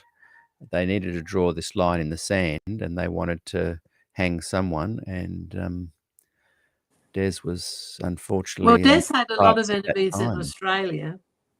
Mm. And J.B. Connolly was the pastor who baptized Neil Wilson as a teenager in Africa. And of course, there's all the Pearson years that were anti-scholars.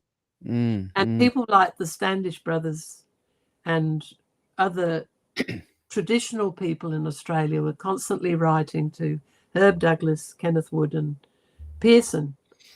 So this is where all the anti-Des stuff started. But the politicians knew that they had to level the wrath or their wrath on one figure. And I even wonder if they... I was just going to say, I even wonder if they had in these planning committees of arranging a kangaroo court, if they had other candidates like Cottrell and Fritz Guy and... Well, Cottrell wasn't a speaker. No. You know, Smuts got put out I think it's because of the October 27, 1979 talk by Des at the forum. I think that got in, that Yeah, that that made them go, right, definitely he's triggered our it. target. He's our target. They went. But look, it was very much. It was like a molten furnace. Nobody knows what it was like day by day. Everywhere Des went, Dr. Ford's Dangerous Doctrines. And That's at right. PUC, Maury Venden and Irwin Gain, they just caused so much trouble.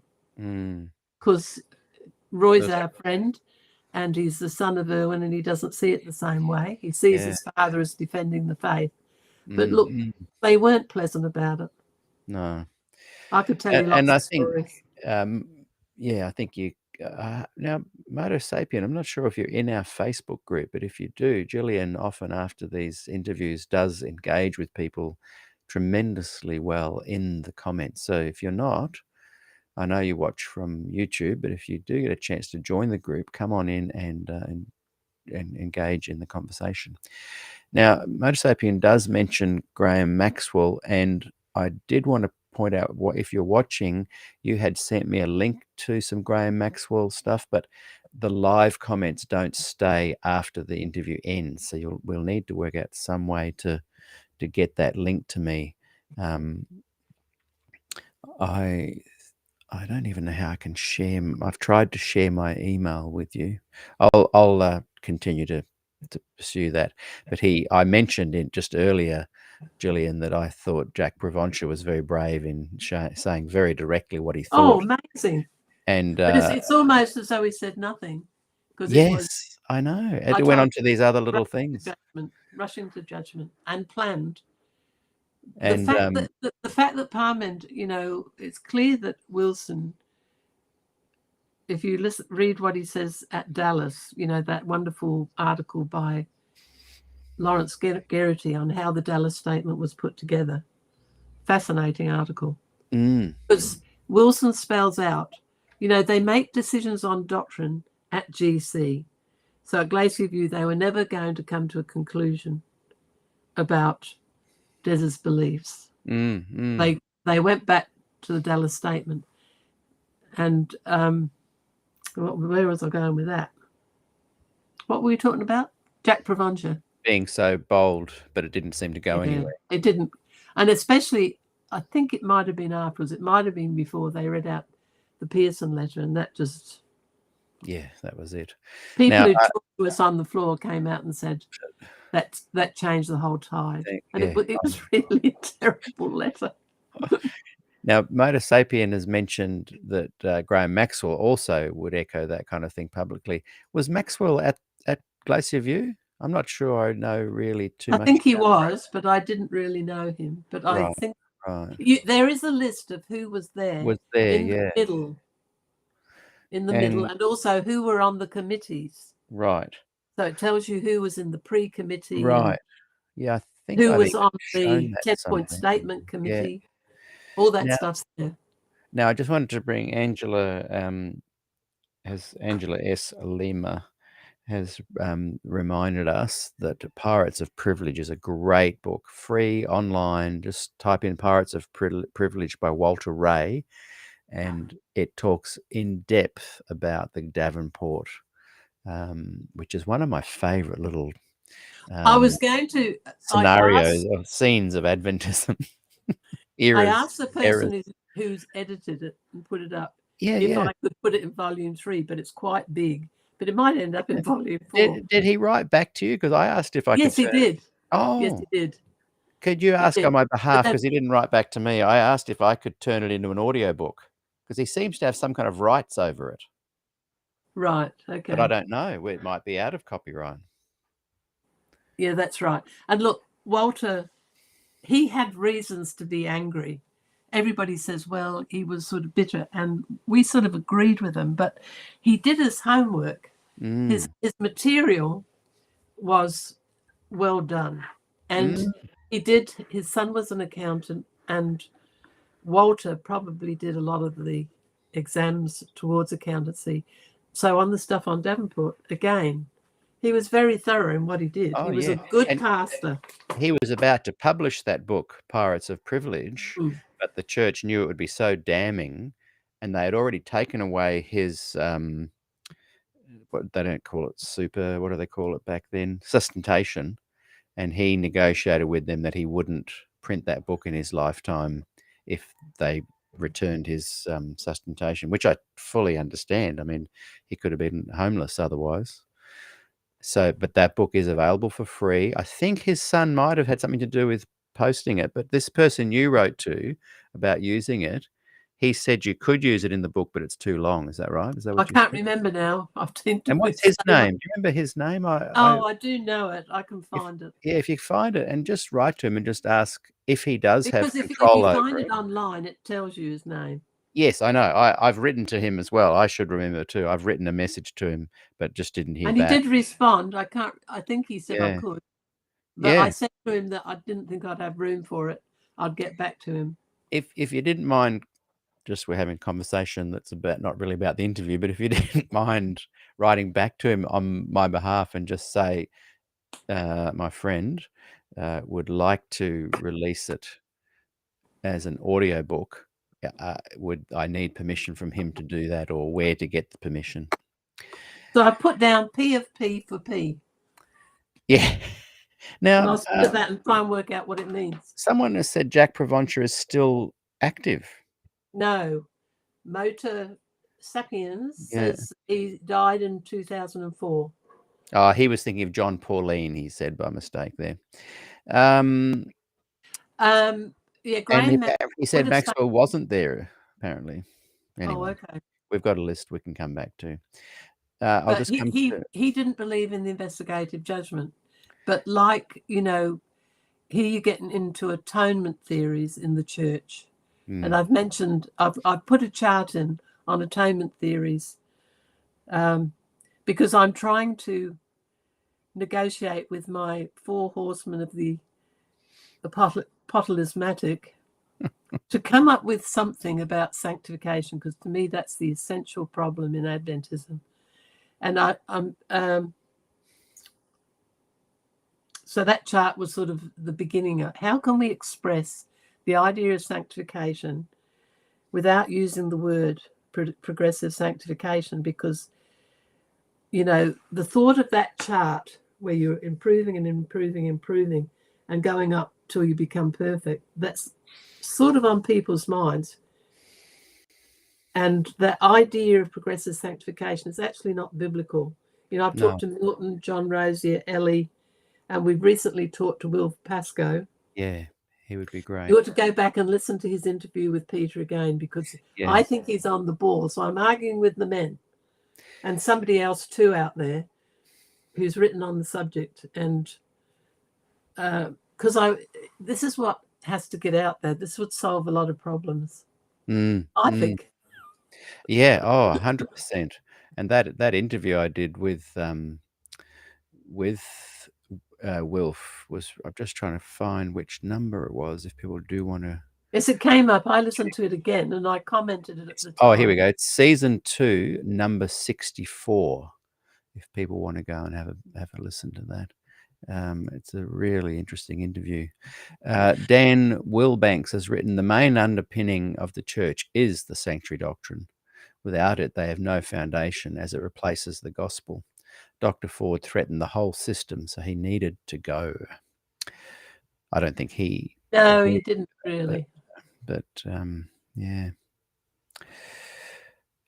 The underpinning of the church is the cross and resurrection of Christ. The sanctuary really represents the way of salvation, so you can't make it the main thing. No, that's right. And I think that... Just off the top of my head. I think Bill Johnson, in either my interview or the one he had with John Ankerberg, you can tell every now and again he does agree with an Adventist version of sanctification that is different to Des's and the Bible.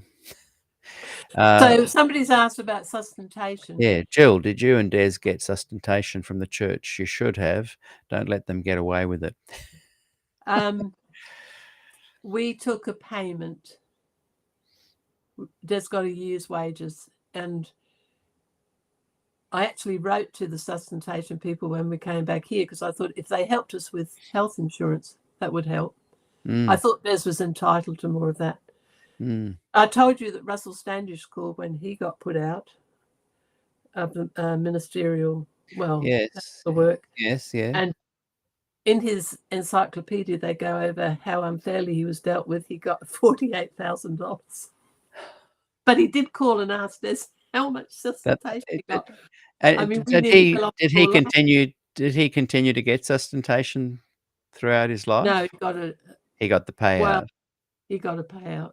Right. But, when I asked him about this and I said, well, could you give us health insurance? I just thought I'd try. And they said, well, you got more than anybody else because all the young ministers got nothing. So that shut me up. Wow. Boy. Okay, we're going to So wrap we it could up. have got sustentation, but if you were a good boy. Yeah, that's the Des problem with feel he could be a good sustentation. boy. The problem with sustentation, it was offered as a gift, and that's why many retired folk from the generation that still are getting sustentation are still worried about speaking up, whereas those who are retired baby boomers that are on the super fund, they know they can speak freely without losing any finance. Okay, well, it's been fantastic talking with you. Now, Gillian. look, if you want to finish off what you're talking about, I can look and see. Mm-hmm. It doesn't seem to show anything. I'll have to look through it. You have a look there while I just wrap up with a couple of things. And if you find it, we can, Look, I do. Moto Sapiens, I hate giving out my email address because I am really busy and I work very long hours. But my email address is gford, lowercase, 1, @bigpond.net.au. And if you get a pen, I'll come back and I'll say it again. Oh, there you go, Motor Sapien. Okay. And he's also said he's going to try and message from his wife's book face. And now I've given my email to everybody. Yeah, you're going to be inundated now. I do. A lot of people have got it anyway. Yeah, it's pretty easy to track down. Oh, I'm still trying to find this. So you look for that while I wrap up. I just wanted to let everyone know, thank you for your support. Please subscribe to the YouTube channel. We're nearly hitting 600, but we need 1,000 before we will be rewarded with algorithmic positioning in the world. And so subscribe and like. And if you're just watching from Facebook, put a comment, but also click a like. And don't forget Gillian's books there. Hold them up for us. Volume 1 and 2 available right now. Yeah, you've probably got your mirror image correctly set, which will confuse you. Volume 1 and 2 are available right now. Go and buy it. Drop everything. Go to Amazon. Buy those books. Now, on the road to Glacier. Cost of Volume 1, what I remember was, I think it's... Someone did ask about that. It's about... It might be, I think it's $24.95 and $29.95 because they are big books. But I tried to keep the price down, but the trouble is, well, that's for the that's in for Australia, the copy of the actual book, isn't it? Yeah. Yeah. You can buy them cheaper on Kindle. Look, I will put the PDF files, and it will happen this year, up on Des's website. I haven't had time to do it. People buy the book. It's the best way to support what Gillian's doing as well. Oh, well. That's all right. Now, I'm not fussed about that. I'll just wrap up my little spiel here. Don't forget, free song, one of my songs, Never Be the Same.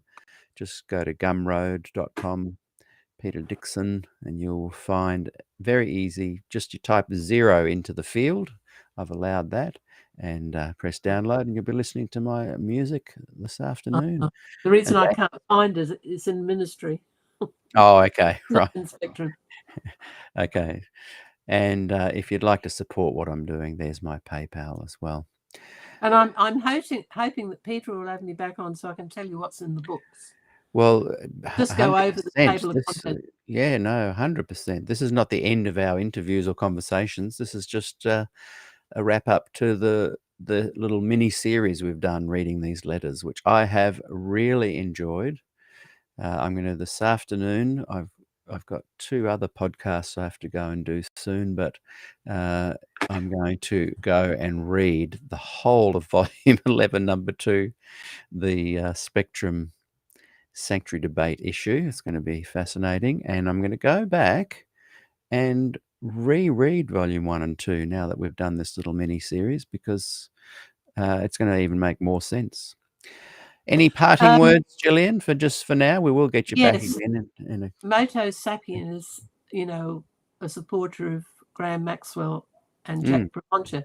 Now, we have another supporter who comes online, and Pizzeria is something like the name, who gets annoyed with me because I can't really see there's a problem. Des didn't agree with the moral influence theory because Graham, they taught decades of doctors, professional people, dentists and doctors at Loma Linda. It's an atonement theory. If you want to know what it means, simply just go onto Wikipedia and put in atonement theories, and they will come up, the different types, what the different ones are. And Graham Maxwell used to say he used to preach that it was butcher shop theology. So they were against the blood. Oh, I see. Against substitution, against propitiation, and wrath. Anyway, it's a difference of opinion. But I mean, Graham and Jack and Des were on good speaking. Yes. I don't know why he gets so upset with me about it, because they just. I'm pretty sure I'm interviewing him next week. So maybe in the comments you can ask. Well, can you tell me? And yes, because I think that's a key thing for people to understand, and it's kind of the whole essence of SDAQ&A. So Diverse when opinions shared, robustly discussed, but friendships maintained. Well, I'll have to play that back and write that down. That was well said. Well, I was thinking about something else. Really sorry. But in that, where we were talking about the conversation with Provencher, who's trying to negotiate, a positive solution. He's acting it out. And he's talked to Parmenter and Wilson before the meetings, and Des is allowed to speak. The only time he was probably, except for answering questions. Provencher makes it clear he doesn't agree with Des on justification by faith. But this is one reason why scholars wouldn't have supported him, because it's justification by faith and the certainty and assurance of salvation that you have when you accept Christ because of what was done at the cross, a gift righteousness that comes from the cross that's accounted to the believer. Therefore, there's no need for a second phase of atonement. 1844, because the church believes and still uses the language of 2 phases of atonement, one starting in 1844, which is not good news, and it pushes the cross into the background. That's for past sins. Now we go on to sanctification. We're going to get better and better and better until at the end we're going to vindicate God by our lives. Now that has tormented a lot of souls. It's almost as bad as the doctrine of hell. A bit of a living hell. So that is a big difference in atonement theories, and it's one reason why Loma Linda, even though it's not, it's considered a heresy in the Christian church somewhat, even though it's an old atonement theory, they don't get into trouble because, Graham Maxwell used to speak about 3% perfection at the end of the time. So he knew that 100% perfection wasn't possible, but 3%. So you get the point. They can still talk about sanctification. At least that's my theory about it. I had a very interesting interview. We'd been planning it, but I didn't really promote it because we'd had so many technical issues. A few nights ago, Monday our time, with John Rosier, and he talks in depth about the sanctuary and what you're just talking about just there. That's season 4, episode 24. Go back and watch that one if you missed it, everyone, because it wasn't advertised. Yeah, I watched the whole thing. It was good, wasn't it? He's always good. And he's going to write for volume 4 Great. on the sanctification issue that I was telling you about. And Motor Sapien, if you go and watch that interview, as I said, episode 24 of this season, John talks about the vindication of God and how God doesn't need it. And what was the gospel between Christ dying on the cross in 1844? It was a fascinating interview. Highly recommend it. That was a mini series ending as well. That was three interviews in that series. Okay, well, let's say farewell, and we did start to the Moto Sapiens question on what caused the conspiracy. I doubt they looked at it as a conspiracy. They just looked at it as a way of administratively dealing with the problem. Right. Des appeared to be going off the rails like other people in the past, like Canwright and others. And so they went into defense mode. Ballinger. That pretty much sums it up.